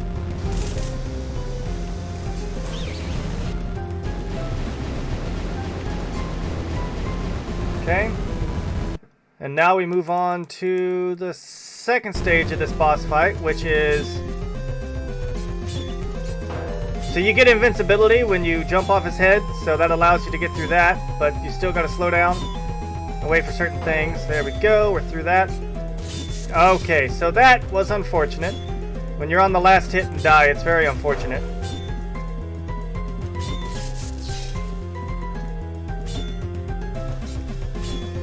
Not sure what's happening. Okay, here we go. Take 4.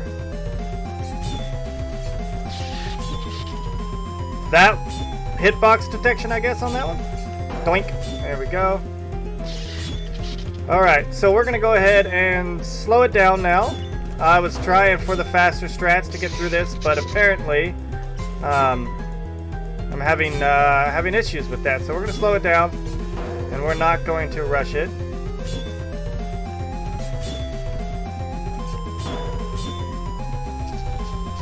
Or not.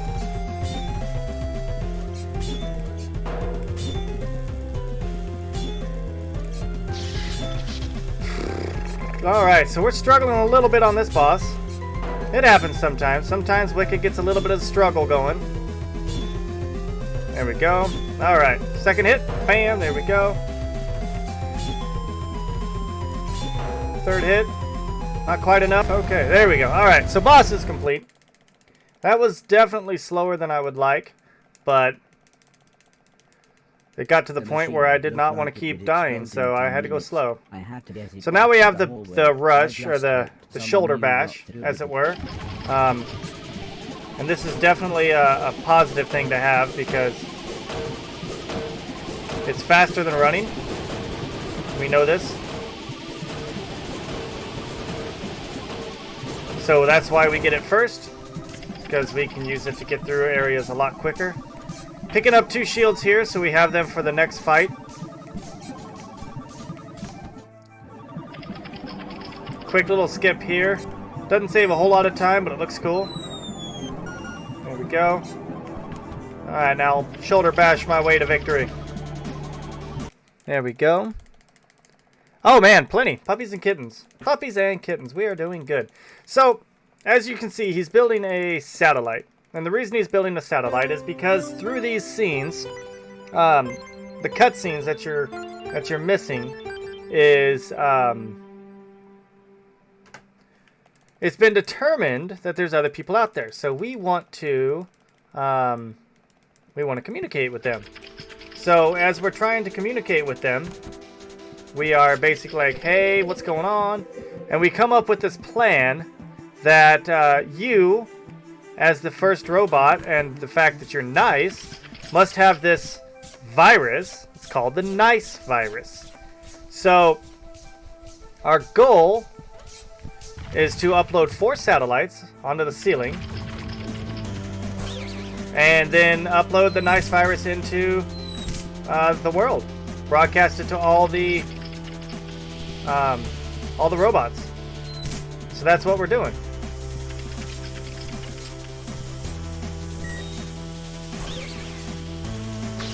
We missed that one. That's okay. Slow it down a little bit here.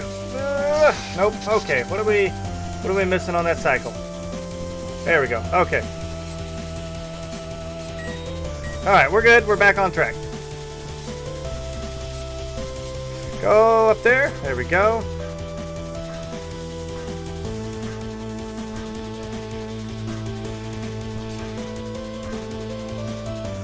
All right, a little bit slow through there, but you know, it's fine. It really is. We're gonna be just fine. All right, so now we have the second boss. This is Earth Boss, and we get to play Arkanoid with this one.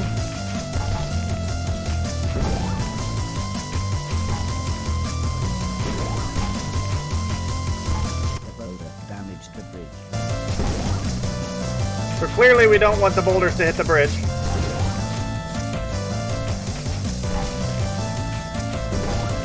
Only the boulders that don't have the glowy green stuff on them matter if they hit the bridge.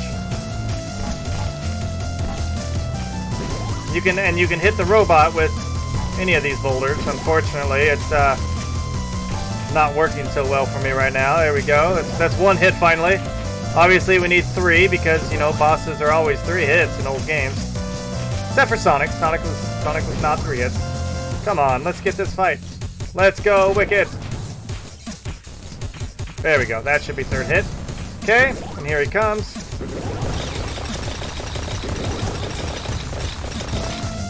Okay. That was a very slow start, but whatever. So those acorns, if they hit the ground, they explode into multiple shots at your face, and that's not good. So you definitely want to reflect those back as quickly as you can. That is actually the focus on this round, and more than the small balls is the acorns. And you can hit him with the acorns too, so if you aim them at him... I forgot to jump.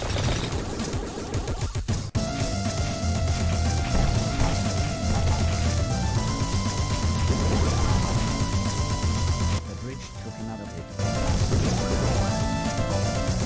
That's okay, I wanted to die there because now look, I have my shield back.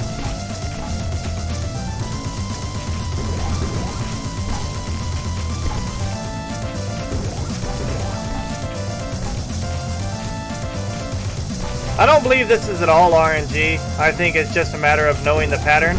He literally just goes back and forth, and I'm pretty sure he drops them at the same spots, but I could be mistaken. I haven't fully tested that yet. There we go. Oh, that should have been a hit. There you go. That's 1. Poink, poink, poink, poink, poink, poink. As you can see, he's rebuilding his bridge, which makes life terrible for me. But we got it. We beat him.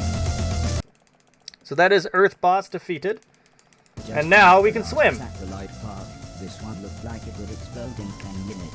I needed to get back to the hallway. So now no longer does water kill us. So yay for that, because previously if you touched water you died. Now you can just splash around in it and enjoy yourself.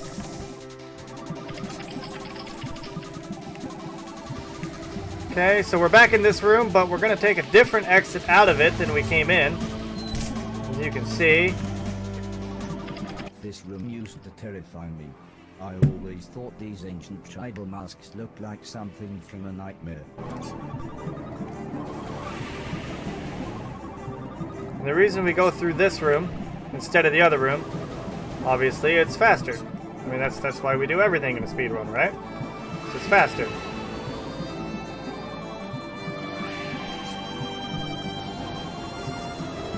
And as long as you jump that correctly, you're good. And now look, we're back in here.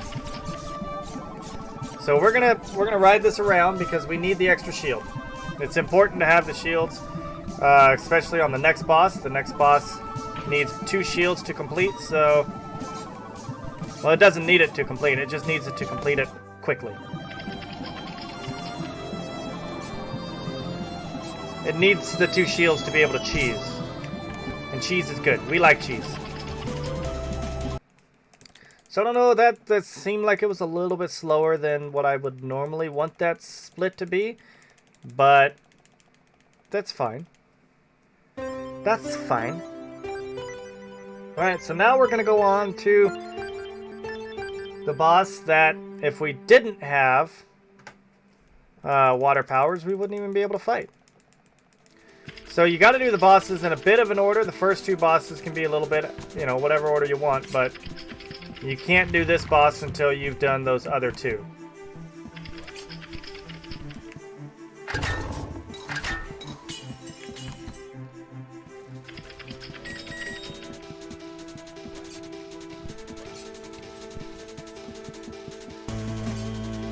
Okay, so this is a lot of really precise movement. I've already lost 1 shield, but that's okay. We don't need both shields in here, so losing 1 is okay. Losing both is not as ideal, obviously, but it'll be okay. I have a backup location for shields, so it's okay if we lose them, because I do have a spot where I pick up shields relatively quickly. And obviously, restarting that room would have been significantly slower had I got all the way to the end and died, so getting hit there is okay. I don't mind having the shield loss. So anybody that remembers old school NES Ninja Turtles can respect this part.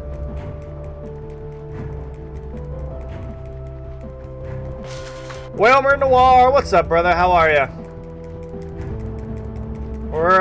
So I'm gonna give you full disclosure on this one. I am playing this as if I were to be submitting it for a marathon. So I'm not looking at my time either because I'm trying to remain very calm. So if you do see that I'm doing really good or not good, don't tell me because I don't want to know. I will check my time later. So what we're doing here is we're going to take the intentional death to get 2 orbs. And the reason I want 2 orbs is because oftentimes I take a hit and I don't like it. So having 2 orbs is a backup. There is an orb right before the boss fight. But if I only have 1 orb and then I take a hit right before the boss fight, I only have 1 orb in the boss fight and I need both. So taking that brief moment to pick up the 2nd orb is definitely beneficial, I find, to me. So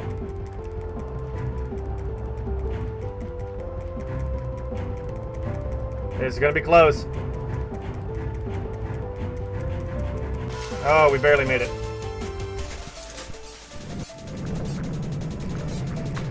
This is the part where I get nervous, and so this is why I pick up the 2nd orb, is this part right here. My swimming skills are pretty good, but sometimes I miss it. There we go, and now I have an orb for on the way back. So now we're into the boss fight. This water boss is a big pain in the backside. And casually, this boss is probably, in my opinion, because my opinion's all that matters here, one of the hardest ones to do. But if you have shields, you just cheese the heck out of it. I missed the first jump. That's okay. We got it on the 2nd try. We still kept our 2nd shield. So this is why it was very important to have 2 shields. Is for the next... we did not mean to do that. I missed where I was at. Oh no! There we go. I missed the jump there. I got ahead of myself. There we go. That's made that jump. So having a 2nd shield allows for another skip, just like the first one, that casually is a pain in the backside to get around. But if you're shielded, if you've got protection, it's nothing. You just go straight down like that. Boom. Boss fight over. So, again, casually, that boss fight was probably one of the hardest ones that I did. And until I learned the skip, I struggled that one a lot. But now it really is the easiest one. As long as you have shields, it's one of the easier bosses. I still struggle with it every once in a while just because the swimming controls are not great sometimes. Maybe it's just me, but sometimes I move the wrong direction, I jump the wrong direction, I jump out of the water and jump up too high when I come back in. It's a lot of goofy potential. So there's still places where I fail with that, but it's okay. So the reason why I wanted to have 2 shields for safety, as well as now I have a shield for the next part. And the next part, when I go back into the painting room, I'm going to use a shield to skip a big portion of it.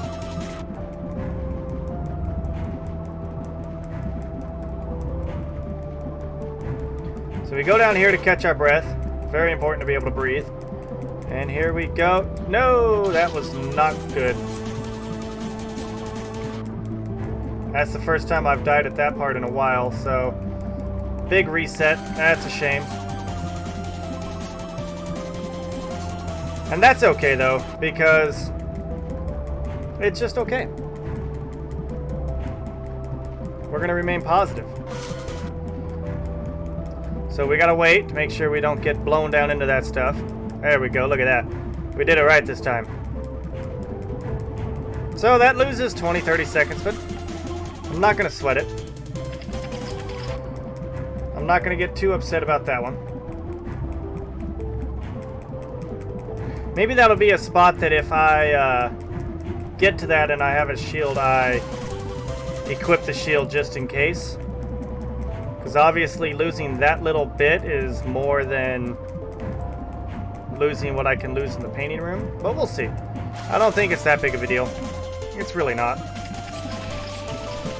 So you gotta act fast on that one or else you get stuck onto a second cycle. Okay, so here we go into this room. And so now the thing that I gotta remember is to go slow, because I don't go slow every time. Okay, there we go, and okay, so that was not what I wanted to do. If you do it right, you can actually skip this entire thing. Whoopsie. But that's okay. We got through. It was not super slow. Wasn't fast by any means, but it wasn't super slow. Again, with the staying positive attitude we got today, that's okay. Alright, shoulder bashing our way through. There we go. So now water boss defeated. We have one more boss in here to defeat, and then we go on to the main boss. But before that, whole world's in danger. Everyone is everyone's worried about these robots. We're gonna go to Sunday school and have a good old time. We're gonna play some games. So once again, we're in a flying station, so this would be another spot where donations could be read if there was anything to be read. If it is a marathon where I'm doing it myself, then I would just talk more about the game. So that's what we're gonna do now. The next section is basically a well, you go back to Sitcom and you play games. And these games I struggle with getting right every time, but we'll make it through. So again, we're kind of just walking back to Sitcom. Nothing exciting happening here, so you can continue with donations if there was anything to be read right now.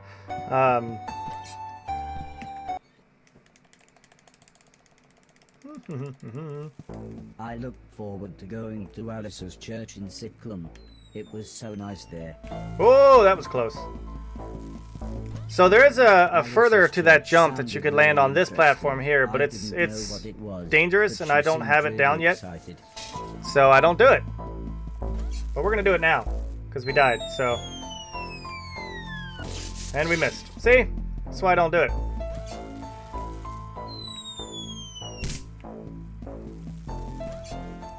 It can be consistent if you know what you're doing, but Wicked doesn't often know what he's doing, so we're going to just go ahead and jump down there.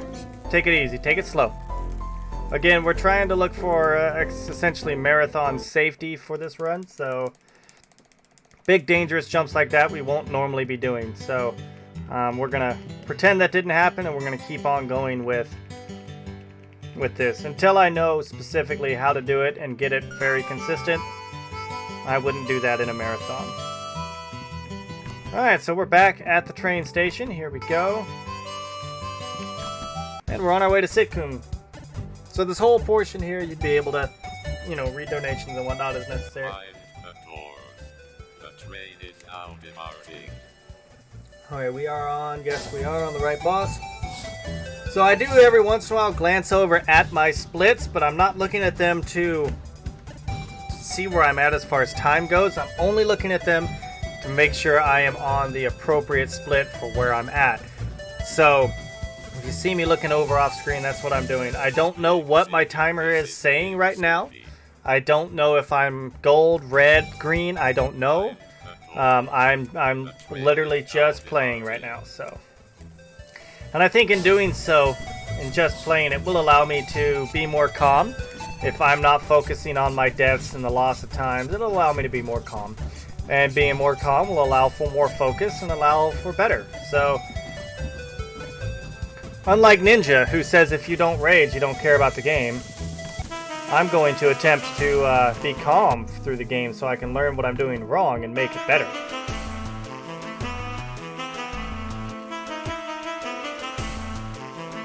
So as we stated, dashing is faster than is running, so you notice this portion is actually slightly quicker to get through. Alright, sack race time! And I don't know if I'm supposed to push these in an exact pattern, but I just mash them. And I always start off slow because I'd rather start off slow and catch up than to get a foul, because I get fouls a lot. Go faster, dude! Come on! Alright, first place. Alright, whaley wanging. Wanging. Throwing it boot.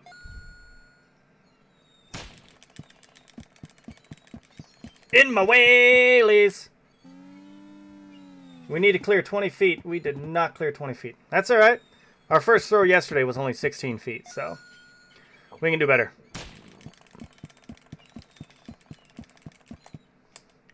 There we go. That's a good throw. That'll make up for the 18 feet. And so with this one, I'm not 100% sure the holding down the button to get a high number actually matters. As you can see, I had a good speed and a shiny release, but I held down the button to get a decent number and whatever. So, as long as we're in first place when we come into this one, I know we're going to win because this is the easiest game. This is definitely far easier once I started using the controller. And this is about the only thing that I'm good with the joystick.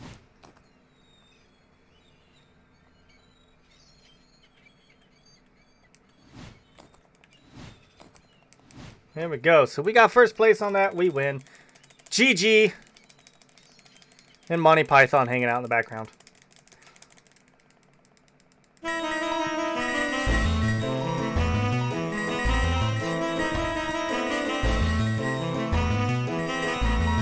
So this would be a spot where having insta-clean would be so amazing, but it would take so much junk to get insta-clean, plus the time loss, that it's actually a bigger time loss to get insta-clean than to just pick all this up manually.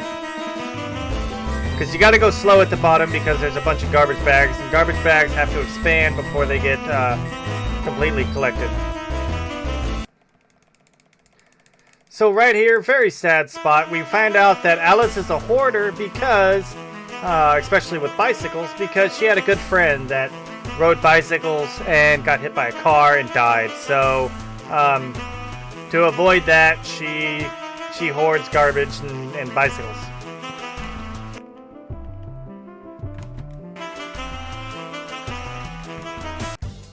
Doodle-doo, doodle-doo, doodle-doo, bum bum. Bum bum bum bum bum bum bum bum bum bum bum bum bum bum bum bum. So once again, we are back on the train. Pretty much right after this sitcom, you can do donations again, or talk about the game.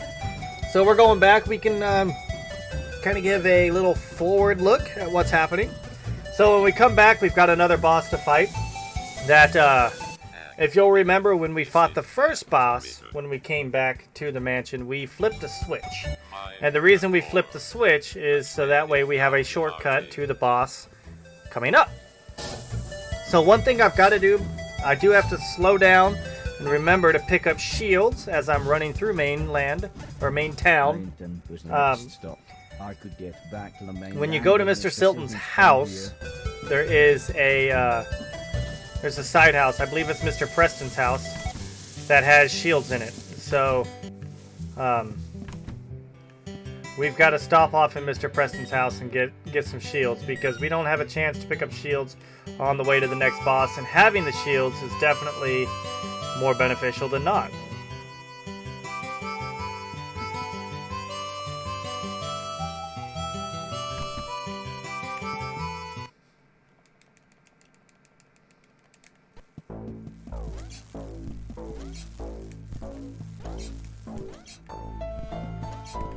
So I'm taking this a little bit slow and cautious. I always do, just because I get nervous with this jump. So we come in here and bam, here's our shields. 1, 2. Okay, now we're ready to go. So now the reason I'm not dashing here is because it's only faster to dash if you don't have any jumps to do. Because the startup and ending of the dash animation does take a little bit of time, and is only consistent for faster if you're not jumping part of the way through it.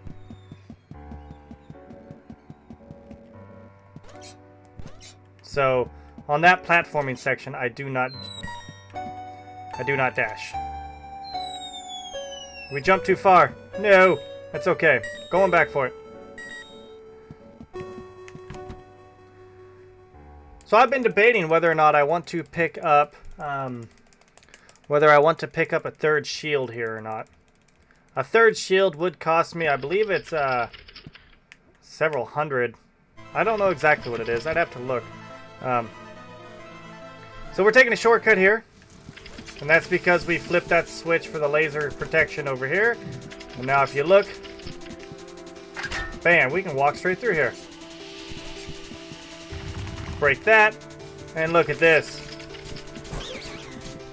So I purposely take a hit there because there's another shield here, and so I don't care.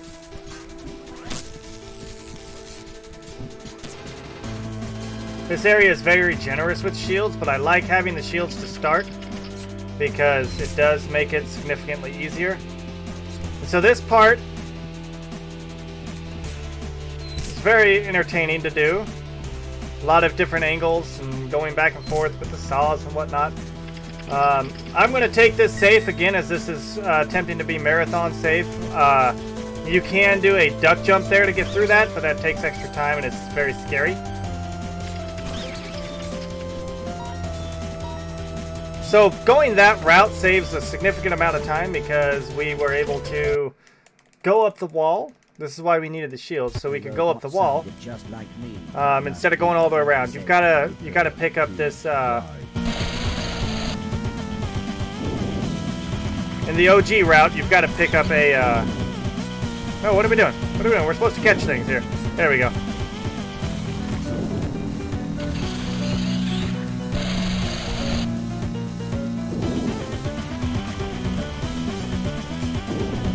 Go.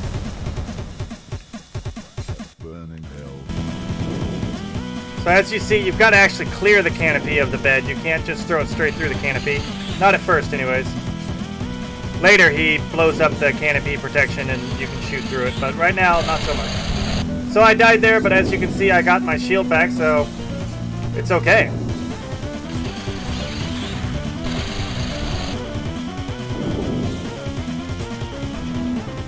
Alright, we're going to take it a little bit slow, and I'm just because I'm scared here. We're close to third hit, and so I wanted to make sure I got third hit on him. Alright, so now the canopy's blown up, so you can throw straight through the canopy. But this is a quick section here.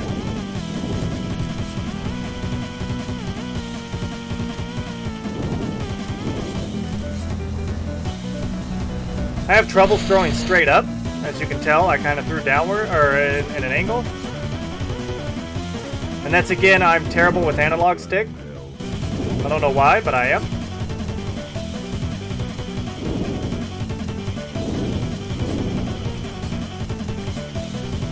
There we go. That was a good, clean fight. That was a very clean fight. So now you get the balloon.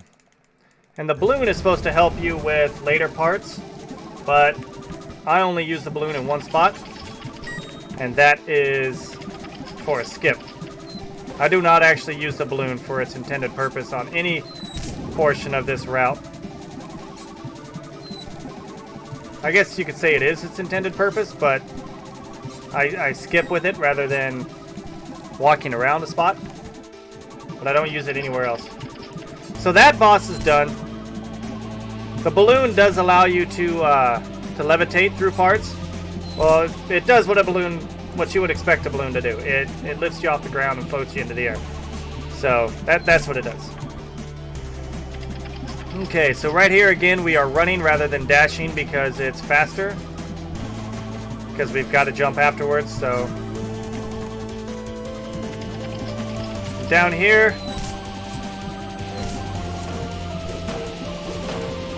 Oh no, I thought we cleared it. It's okay.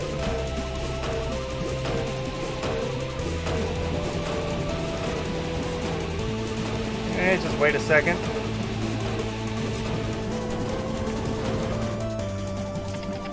And we will pick up the extra shields here.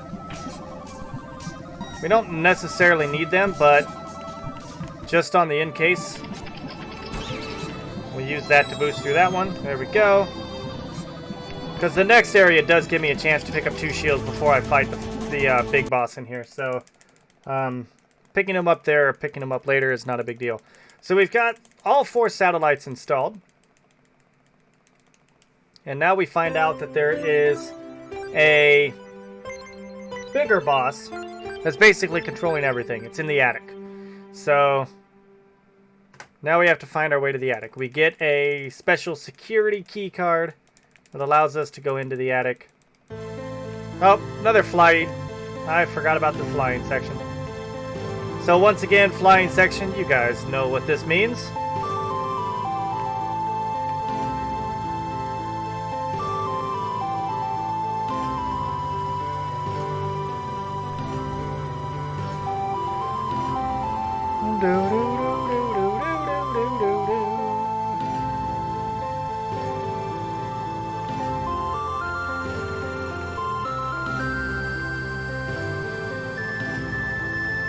Yep, it means flying. Yes, it does mean flying. Very good, Shintan. I'm gonna hire you for my couch, I swear. Nope, that's where we needed to be. I always forget it puts me right there. Okay, so once again, we're sneaking through this little shortcut that we made earlier.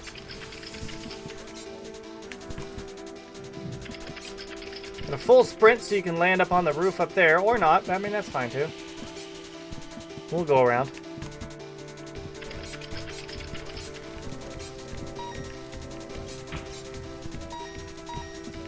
Okay.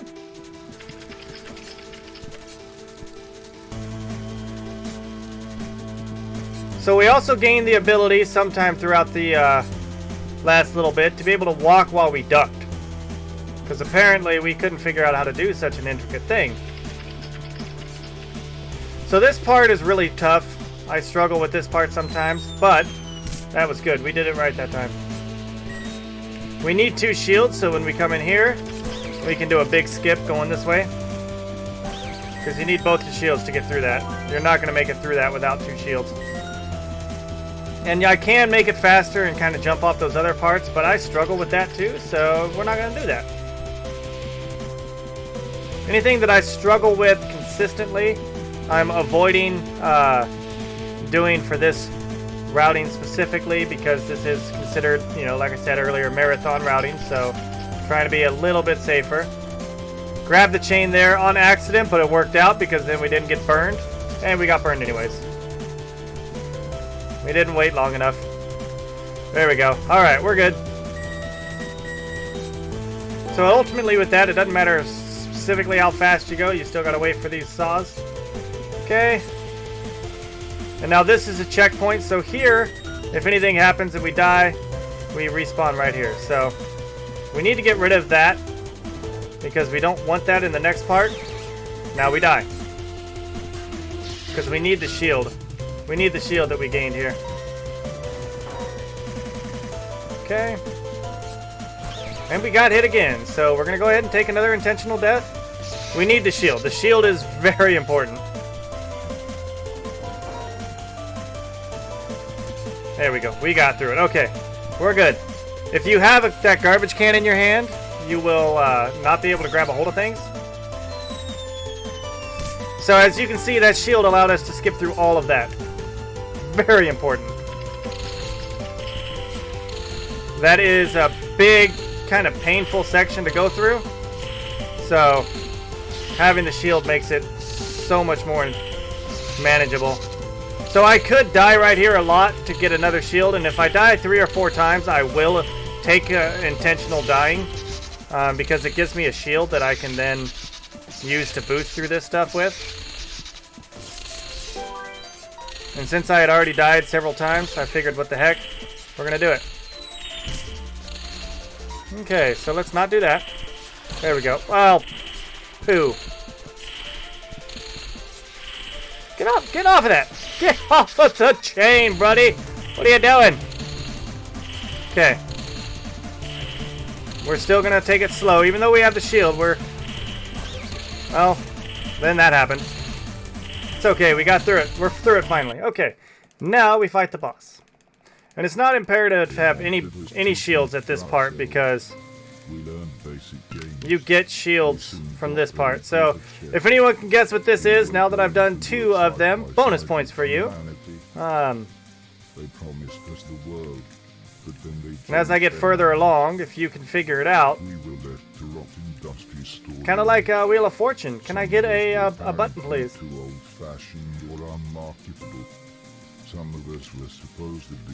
Alright, and if you put in the Konami code, you get a shield. You get 2 shields, actually, so. By that point, we were all conscious. We were all alive. And here you are, a tool of the oppressor, a traitor. We're going to play a game. A strange game. A game where the only winning move is not to play. It involves this missile. Goodbye. It involves this missile. Goodbye. Okay, goodbye. Alright. So once again, we're in Alice's house. Although it doesn't look like Alice's house. So the point of this portion is it's very reminiscent of what you've already done. Only it involves this funny guy. So we took a hit there. It was unintentional, but whatever. It's not a big deal. I don't really need both my shields going into the next part, so I do need a shield going into the next part, but we can work on getting that back. It's not a big problem.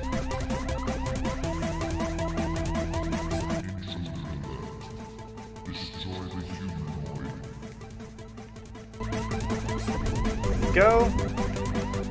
Okay. So this part gets a bit confusing because it's got disorientation mode on. So, yeah. Oh no! Alright, we're doing it. I don't care.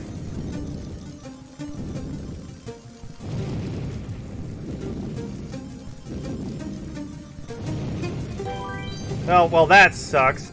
Can't even get around to it. Okay, so we're gonna run around him then. So this is why we wanted the shield, because it saves a lot of time. You just run through that instead.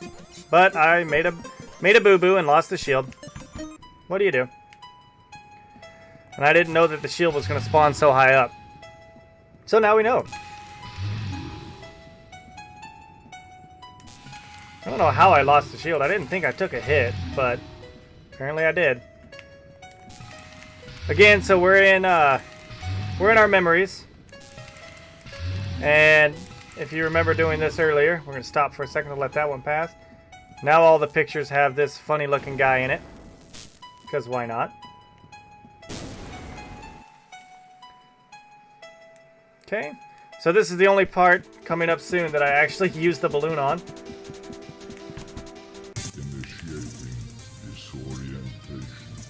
Now the idea for this is to go obviously around to the side. We don't want to do that. We don't want to waste that much time. So we float over it, we get that shield, and we boost through it. Because that's faster. Alright, now we're on the actual final part of the final boss. Up, up, up, down, up. Up. No, you did it at the wrong time. Up, up, up, down, up. Up. Up. Up. Down. Up. There we go. Alright. Next card be higher or lower. Higher. Or Lower. Let's go with higher.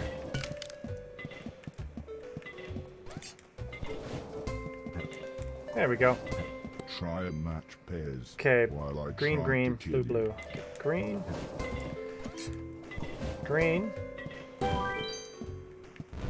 Okay. Blue. Blue. And I don't know where the last one is. So we're just gonna guess. Okay. It's not what I wanted to do. There we go. Take a death. Okay, top, top. Okay. So when we take a death, it reveals the cards again. So that was an intentional death. Stop turning my cards over. You're starting to annoy me. So this part gets very busy. There's a lot of stuff on screen. But if you take it one area at a time, it's not as hard. One of the better fights I've had against the guy. Later, I suppose. I'm getting better at getting those cards turned over right. If you go by just the top and then the bottom, and come back at it, it's usually faster. So, alright, so we cleared BFR, or not BFR, that was Mother Brain. Cleared Mother Brain. And so now that we've cleared Mother Brain and everything is cleared and wonderful, we've been invited to go to space because the rich and popular people have gone to space to be safe. So we are going to the moon to do something. I can't remember exactly what we're going to the moon for, but if this wasn't a marathon, I would have my information down packed for it. So, and as we're going up there, for some reason, the space shuttle catches fire.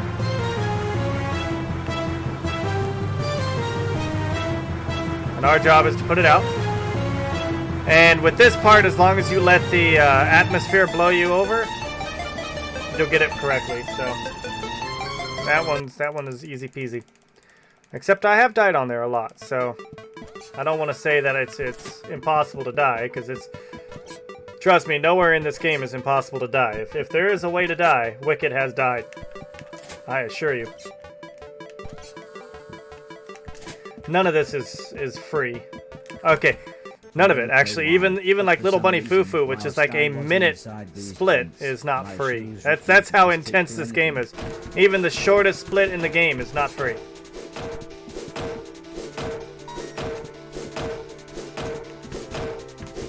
So it took a little bit to get this pattern down. But once you get it down, it definitely saves a lot of time. So getting that shield there is very, very important because it allows you to skip a big portion of the next part. So as soon as we go into the next part, we're going to put it away so we don't accidentally lose it on an accidental hit. So this is, again, another flying spot. So as Shintan pointed out, we are flying. That's what this means.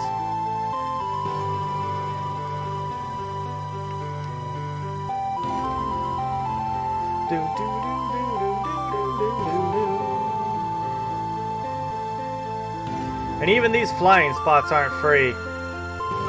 Because Because if you miss all if you miss all those, then you end up going super duper slow. Get up there. There we go. Well, that was not what we wanted to do, so let's go ahead and die. I forgot to put my shield away. And I honestly forgot where I was at, so... That was a bad start to this section, but that's okay because... Quick recovery, we'll be alright.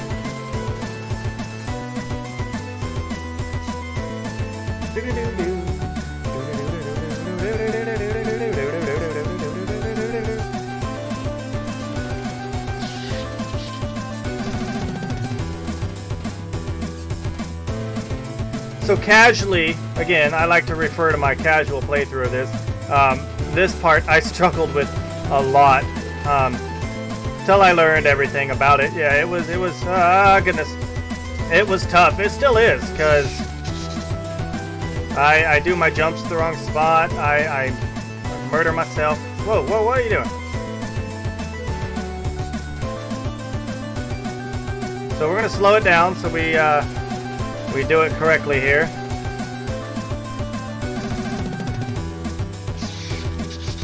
There's nothing I can do there. Something above me and something coming right at me. Alright, so let's not slow it down, because clearly that's not good. So, this will be another split that is a lost time, but that's okay, because we're enjoying it. We're doing good. We've not lost a whole lot of time, so I'm not going to be too stressed about it. Oh, that was close. That was very close.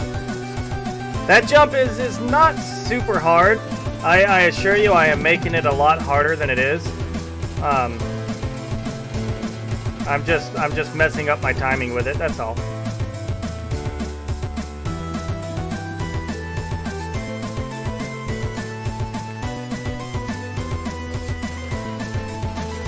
There we go. Alright. No!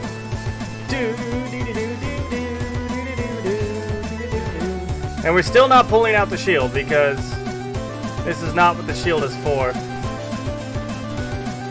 Trust me, the next part's even longer and a bit more annoying.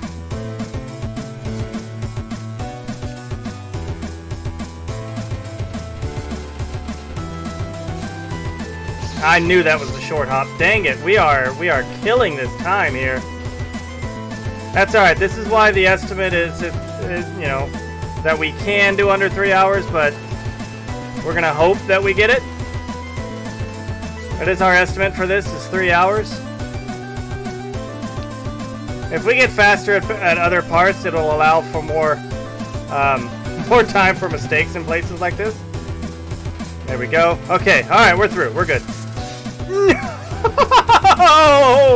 Oh no! Wow. Wicked spoke too soon.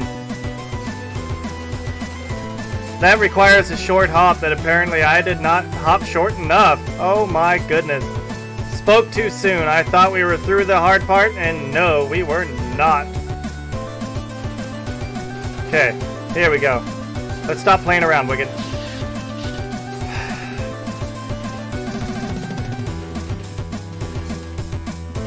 I don't know why I am messing this jump up so bad. I have never struggled such as this on this jump.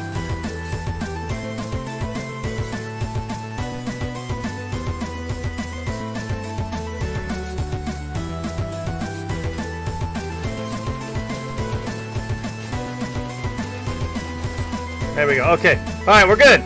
We're good. Now I'm safe. That was ridiculous. Oh my goodness. We lost so much time on that one. But that's Horace give and Horace can take, I guess. So this is why we want the shield. It gets us through that part. Gets us through that part really fast. Now this part. So I struggled quite a bit in that. But that's okay, because this split includes the next boss, which is affectionately named Darius Twin, because it reminds me of Darius Twin. So as long as I have a good Darius twin fight, I still think I have potential to do better. Maybe. We'll see.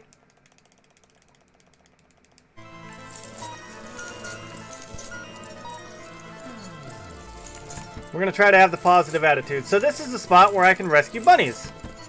And I can make it a donation incentive if you know, desired, or a voting, I guess, a donation vote. Save or kill the bunnies. There's a total of 5 bunnies.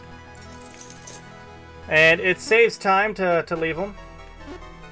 But, I mean, as it is a speedrun marathon, we would want to go fast, so saving them is not something we want to concern ourselves with, right?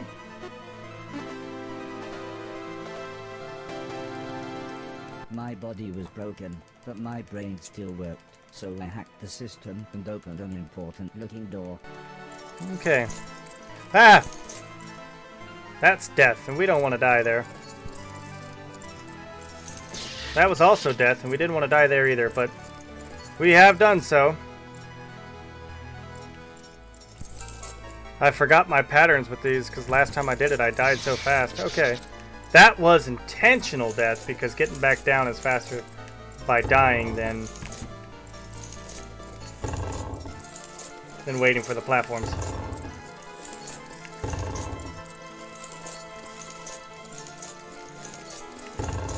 So anyways, you get to the moon, and the rich, important people on the moon are basically like, so, robots are dangerous, and we need to destroy them all now that we've sent off the nice virus. And he basically takes everyone and kills them. Because, you know, no witnesses. And he destroys you. But some of your friends managed to escape. And now you're trying to do the same. All right, so this is the Darius twin portion of the run, and one of my favorite parts.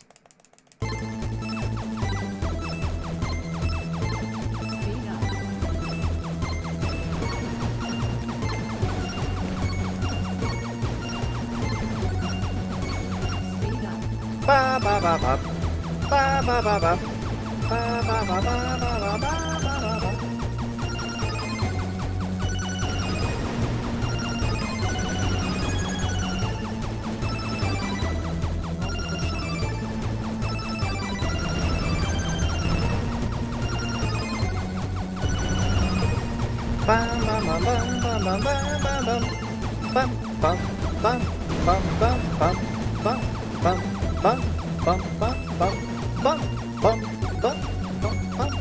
Now I know I butchered this section, and that's okay. I mean, I look at it as it is what it is. Any failures now sets up for a gold split later, right? As all my timing is based off of PB when I run. It just sets up to increase the PB later. So now,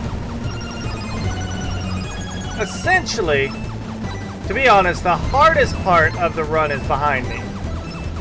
The next bit of the run is not inherently challenging, but anything that I fail causes a significant time loss. But again, it's not super challenging. It's just very punishing if I fail. So this boss, you can set yourself up at a guaranteed 1 cycle kill if you get close enough. And you come down here, blast that, there you go. And just kind of keep yourself spread out, and boom. So you can 1 cycle that guy pretty easily. When I played through it casually, I had troubles getting the timing down for that, but... So I know that's a negative time. Hopefully it's not too damaging. Even if it is, it's whatever. I'm okay with it. My goal is still sub 3 hours, and I'm pretty sure that even with that little bit, I should be on pace for it. But I could be wrong. Now, the record for this is 2 hours and 34 minutes. So, as much as I want to promote this game and be really good at it, man, the record is, he's good, and he's blows my time away. I gotta figure out, I'm trying to figure out what it is he does that makes him so fast.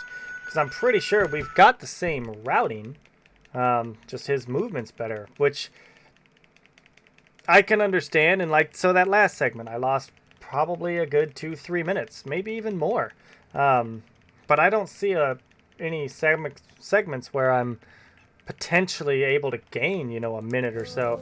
But if I can gain, say, 30 seconds a split, then potentially I could gain 15 minutes.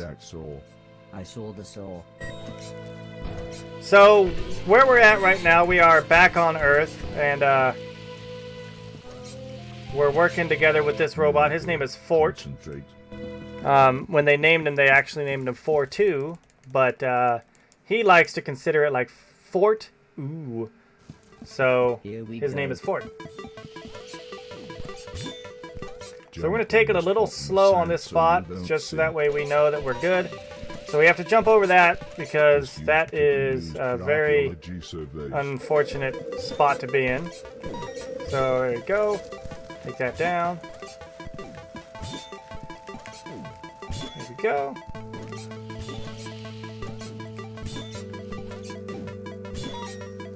Alright, so we're through that. That's good. Alright, so now we have this scary helicopter boss. And you've got to remember to run right away, or else you lose your timing on it. So you want a shield in here. You want 2 shields in here if you can have them, but The killer instinct is still inside you deep down. I missed my spot on that one. So with this, you need to move forward. You gotta keep going, and if you get held up on anything like that, it causes a death. So here we go. 3rd time's the charm. Let's do this. There we go. Okay. Now it goes back. So I don't know what happened there. Hitbox issue with the platform, I guess. You saw it try to jump, but then fail miserably at the jump. Alright, so now we're having a little bit of trouble with this boss. That's okay. There's 2 phases to this boss. This is phase 1, and if we do good on phase 2, then it makes up for this lost time on phase 1.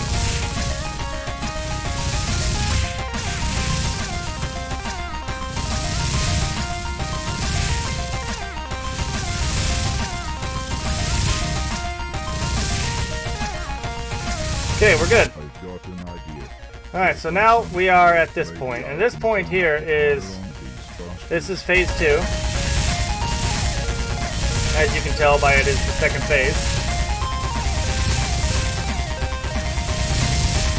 So that's why I need the shield. Is because... I want to be able to pick that up right away when we touch it. And not worry about getting hit and doing so. There we go. Alright, so now we're doing good. We're rocking now. Oh, why did you throw it that way?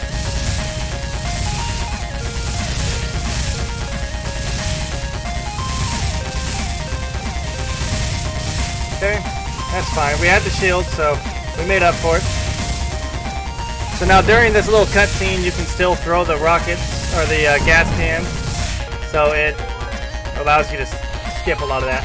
So the idea with that is you're intended to pick up the gas cans, I think, one at a time, but I don't like doing that because you can dump all 3 of them on them at once, so I like to dump all 3 of them on at once. So that wasn't a great fight. We struggled a little bit at the beginning, but we definitely recovered.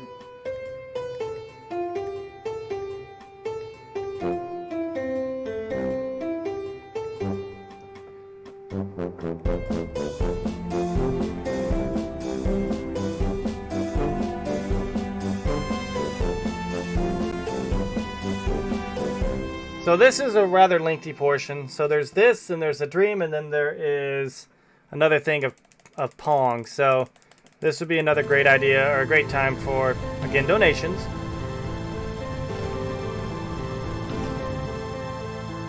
So Pong is very RNG heavy in this. So that's another thing. Even if we had a bad helicopter fight, we could get good Pong RNG and still beat our time. I don't know where we're at because I'm not looking, but it's potential.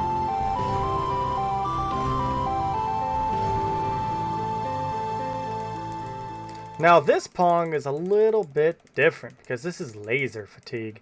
And with laser fatigue, you get 2 people instead of just 1. So I get a bit confused sometimes trying to control it. I basically try to just control it with the first player. I don't even try to line up the back player because he moves so slow in relative to your front player that if I get a back player hit, it's more of a luck than an intentional.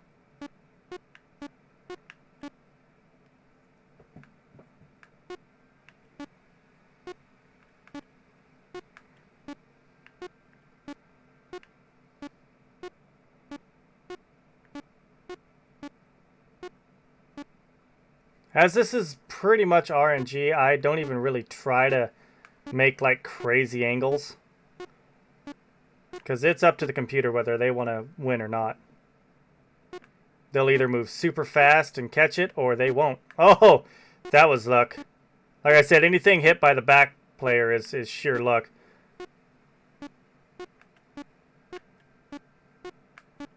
There we go. Alright, so we're through Pong number 2. Which is fitting that it's Pong 2, because you get 2 players for it. Look at that! Yes! Alright, so, well, now we're moving on to the tournament. And the tournament is, it's pretty fun. You get to play a variety of arcade games once you get there. I still gotta get there first. But you get to play a variety of arcade games. And you get to choose, I think, 2 of them. So the one that I choose is Day Off, because Day Off is easier for me to do, because the other one is a rhythm-based game, and I am terrible at rhythm-based games. So that was a mistake there. I was trying to go down the chain and held down too long. So up and down in this game allows you to grab onto chains and things. And obviously there's a few that you don't want to hold up on because you will jump into something. So I was holding down there and kind of made a mistake. That's okay. That's alright. A little bit of time loss is not a big deal. We're doing just fine on time, I'm sure. Slow and steady. There we go. Alright, so now we are in essentially a robot capital. And we are ready to go. Drive fast and... Alright, so this one, it's a little bit longer than the rhythm game, but I'm better at it. So if it's a game I can beat versus a game that I can't beat, then it doesn't matter if it's a little bit longer, because it's infinitely longer to try for the one that's technically faster if I can't beat it. So it was pointed out to me by somebody that they feel that this is the same course as the section with the van as you're driving to Mainton. I don't disagree. I think it might be, but I can't be 100% certain. So you don't have to hit all of these guys, but you do have to hit enough that it puts you in first place. And I'm in first place, so now I don't really care.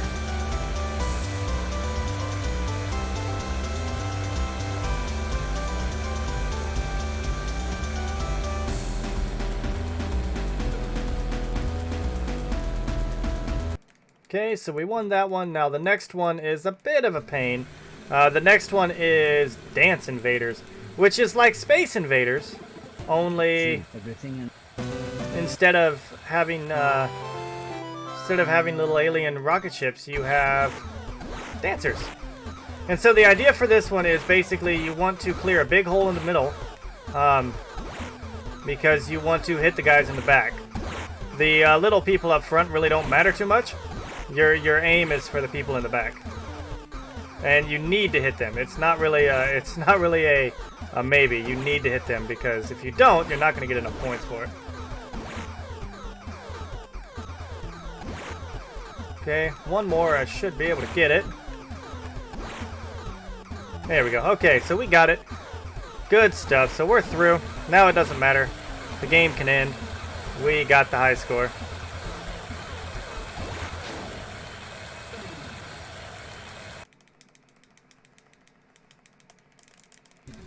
Okay. So now this next one, I always choose anabolics. If I'm not allowed to choose it, then he chooses it, and I'm okay with that, because this one is very simple. If it should ring very reminiscent of the sack race area last game that we played. And as long as you keep the joystick nice and tight, you don't have a whole lot to worry about with this game. And as soon as you get the top score, which is very, very easy to do. There we go. One more. As soon as you get the top score, you can just start shooting off at random.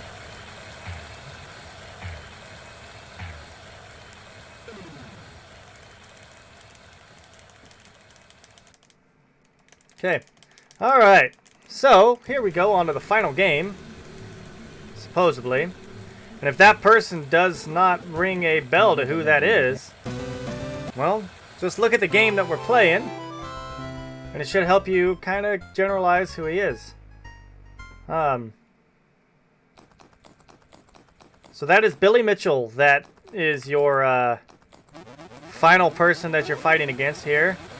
And of course, you know, the undisputed king of Pac-Man and Donkey Kong. Until he was disputed. Get away! Get away! So you definitely need to go as fast as you can through here, and picking up the little edible things are the fastest you can go. Sometimes it's hard to control the guy, but as long as you're not going back and forth too much, you should be fine. Get away! No, get away! Alright, that's fine. Dying there is not a big deal, because it'll take me less than 6 seconds to finish this, so... I just got bad RNG on that one. It just kind of trapped me. What? Go away! No! I gotta do it again! No! So that's unfortunate. I got bad luck on that one. They trapped me.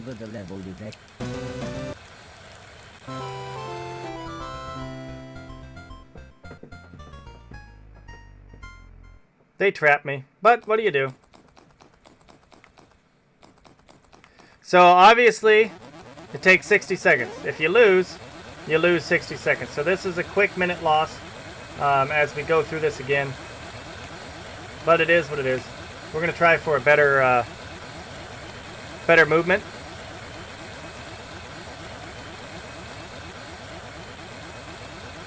Oh no! As I say that, I make simple mistakes and errors.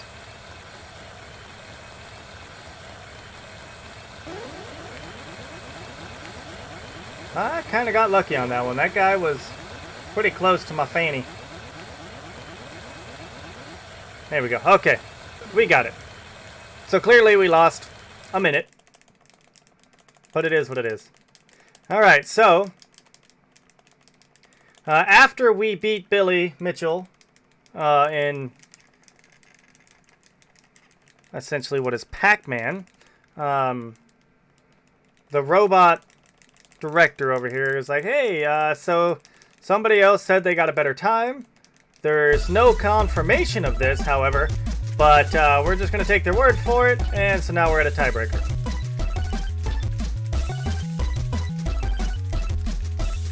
And for those of you that don't know who Billy Mitchell is, check him out. He, this will all make more sense to you at that point. I'm not saying check it out as like an endorsing of who he is, but Like I said, this will all make far more sense if you knew who Billy Mitchell was.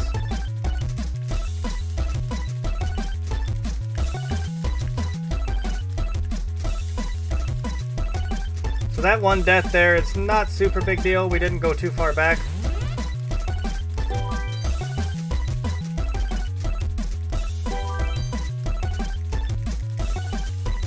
Okay. I usually feel pretty confident as long as I'm leading going into here. As long as I don't bounce off the walls too much, we're good. There we go. Okay, we're good. Had to slow it down a touch to make it through there, but that is okay.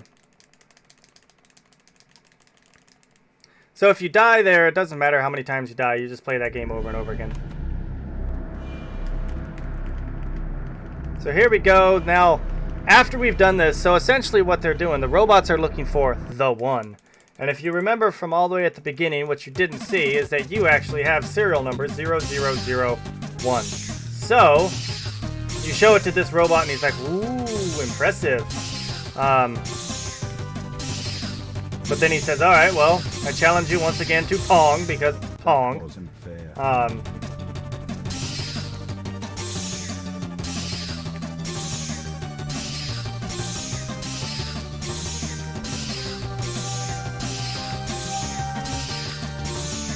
That was a fluke.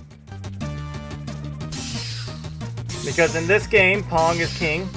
Pong and basketball. Two major things in this game. Again, it's RNG as to how good the computer wants to be. It was just luck. So, I don't remember how good he was in my PB. I think I actually slaughtered him in my PB. So, this is another one that I potentially could have lost time in. Nice to see you trying. But I don't care. Even if I lost a little bit of time, it's not a big deal. We're going to finish the run today. Because this is the last segment that is really anything. The next segment, the next split, is relatively straightforward. I would really like to angle away from him. Nice to There we see go. you Okay. trying. Alright, so we beat him, finally.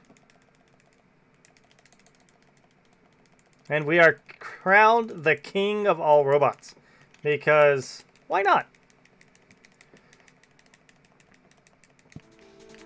We rule them all. One robot to rule them all. See me when you're ready to leave. So what he's saying there is Fort seems to think that I'm being sucked in by it all. No.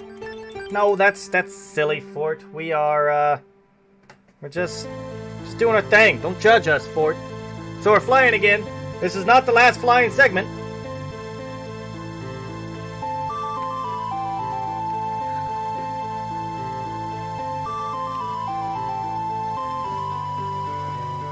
We are on the right split, so we're doing good as far as keeping up with our splits without looking. I haven't looked specifically at anything yet, so I'm quite proud of myself for being on the right split. It wasn't difficult to So for some reason you don't have dash. I I don't know. I don't know why. Curfew laws, but to be honest, as I was their king, I don't think anyone would have stopped us anyway. 6 rings for mankind. I thought it was 9 for mankind. So you can get on that platform there, or you can jump over it. It is a whatever. In the massive forest, and Fort decided If I can make that time fast for enough, I rest. can get one cycle on that, but we didn't. No, it was 9. 9 for the men. Trust me, it's 9 for men, because it's the 9, the Nazgul, the 9. The ring race, there's 9. I think it was 6 for the dwarves. I think you got them backwards. Wow. That hit so hard it took my shield and my life. That was impressive. So that's what we want the shield for, is clearing that section. Fort seemed quite sad about the trees being cut down. Our journey took us through a huge theme park. It was just like the one in Alice's town, but much bigger. You look it up and I'll guarantee you I'm right. Trust me, I'm not like super nerd Lord of the Rings, but I do know some things, alright? Why did I jump there? Okay, so Wicked's going to go ahead and get his focus back in the game, so we're going to stop talking about Lord of the Rings. Because Wicked does have to focus on his movements here, because this isn't super tough, but it is. It's got a few spots that are a little precise. Both Fort and I were struck by how similar the inside of a sawmill and the inside of the roller coaster were. So apologies, I'm not going to look at chat or anything like that right now, because I need to be safe. Okay, so if I had an extra shield, I could boost through there, but it doesn't gain enough time to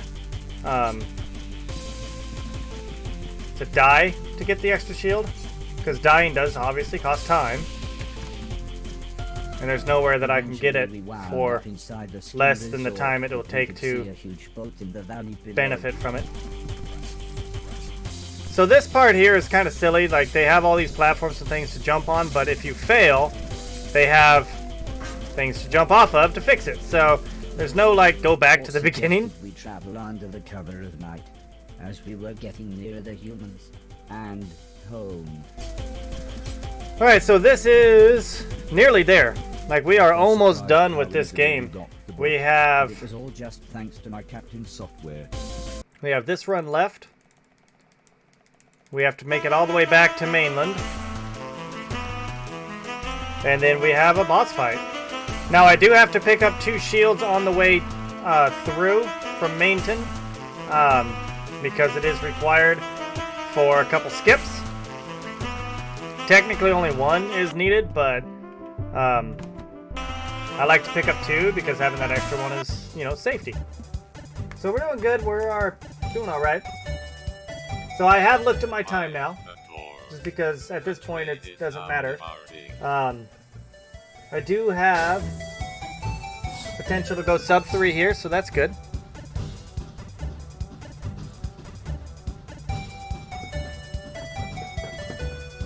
So I definitely did lose quite a bit of time. Looks like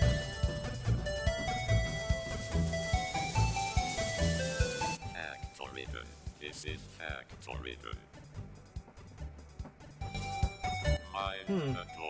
So I didn't lose. I lost 20 seconds on Pong, which is where the helicopter fight is.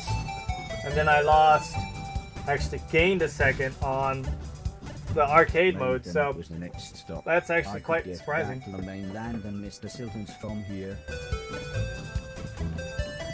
So we do have the potential for going sub 3 right now, as we are on the final leg.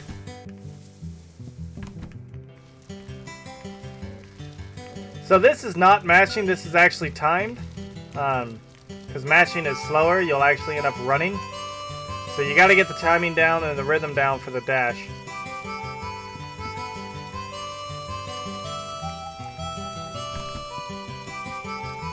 So we're going to be hopeful for a good fight here. Even if we don't have a great fight, we're still on PB pace, so hey, there's that.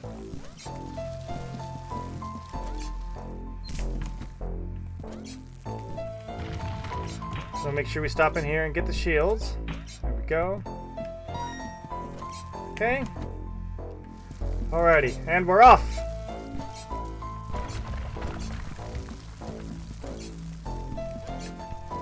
Well, that's not what we wanted to do, but hey, that's fine. Let's control ourselves a little bit, Wicked. The boat was Oh my, Wicked forgot what he was doing. So there you go, everybody. I pulled a Wicked and screwed up. You know, as Wicked often does. And I forgot what I was doing. So, yay for that. We forgot that this part actually takes us down here instead. So there's a minute loss.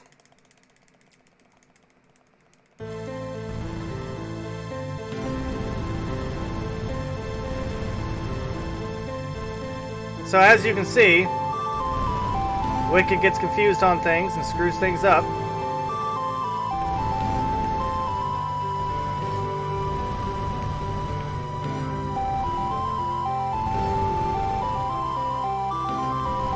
So we were on pace for a sub 3, but I don't think that's happening now. don't think that's happening now, considering that I just lost myself a whole minute.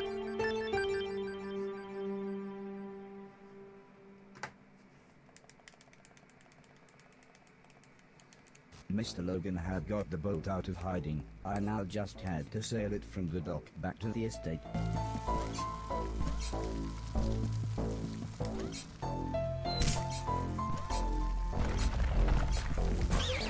Yay! That's alright, we only need one shield for the end, so we're fine. We're fine, we're fine, we're fine. It was unintentional, but whatever, we're fine.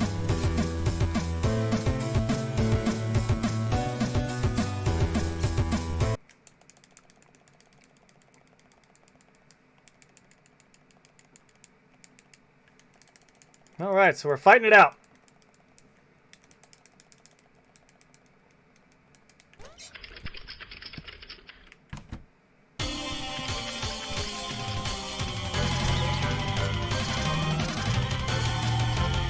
Okay.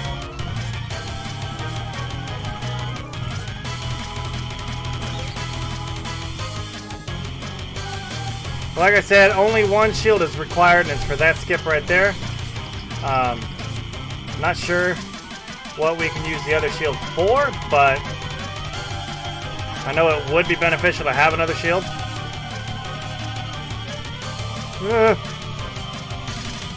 Woo! Okay. We're good! We're good. That was a little scary, I'm not gonna lie. I was worried. So this is where an extra shield would come in handy, because swimming. Go! Okay, we're good.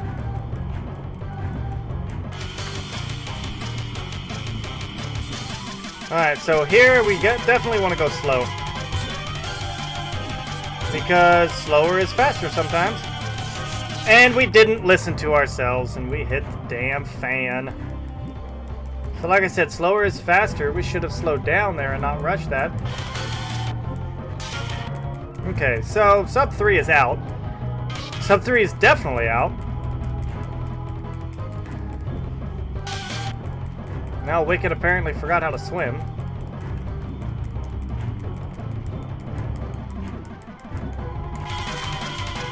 Okay. So we're gonna go slow. Again, marathon safety, we're gonna go slow. Okay, we're good. Alright, up we go.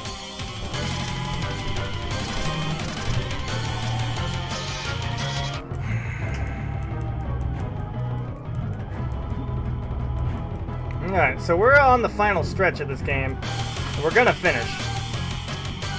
Regardless, we're gonna finish. Regardless, we're gonna finish. It's starting to fall apart, though. As does happen with me. I mean, it happens a lot with me. I do really good, and then I just start to fail. Okay, let's not hit things that we're not supposed to. Oh! Let's get that shield. There we go. Now we can boost through things that we need to boost through. Like that! Apparently, because, you know, I've not hit that yet until I get the shield, and then I hit it right away, because we don't need the shield for later. I don't know why I struggle so much sometimes. Like, it bothers me when I start to fall apart.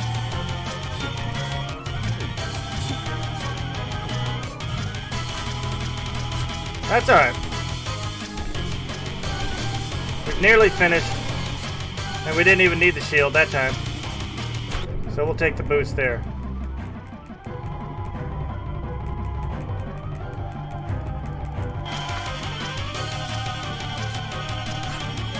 Nope.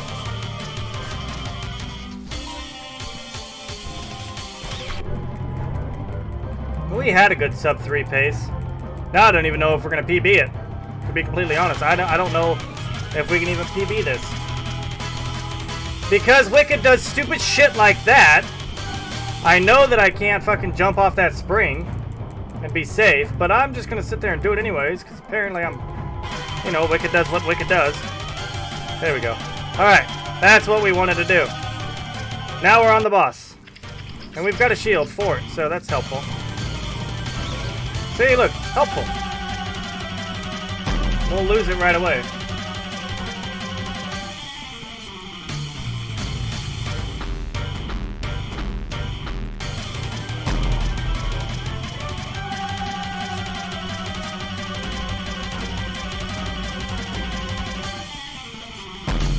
Alright.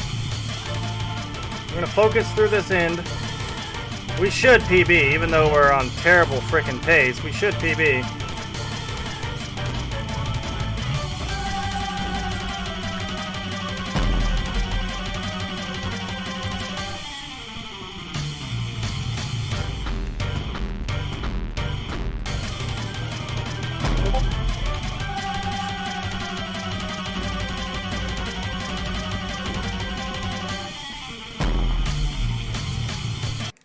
Alright, so we are in the robot. Final.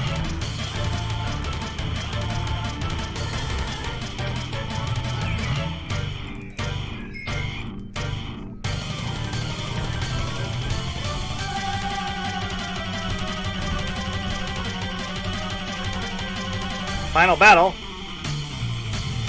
Here we go. There goes 3. Say goodbye to 3, everybody.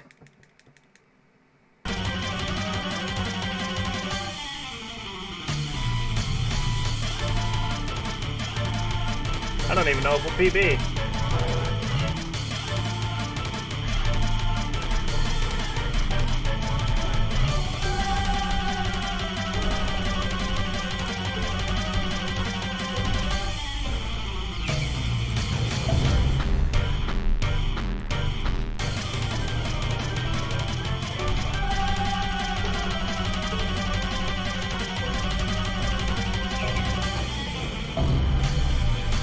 Alright, now is when it gets hard.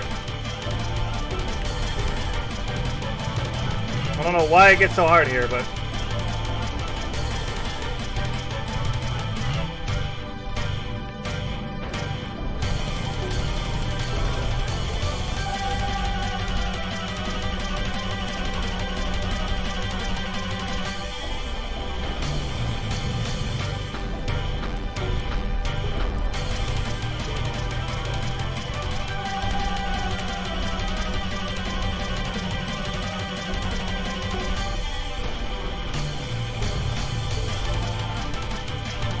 Come on.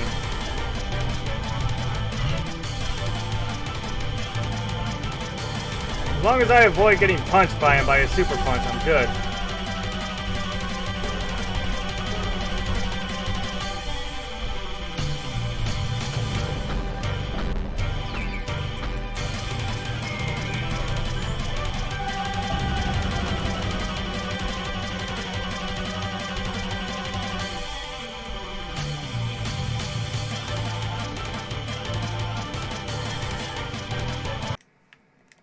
Get down there, you dirty man.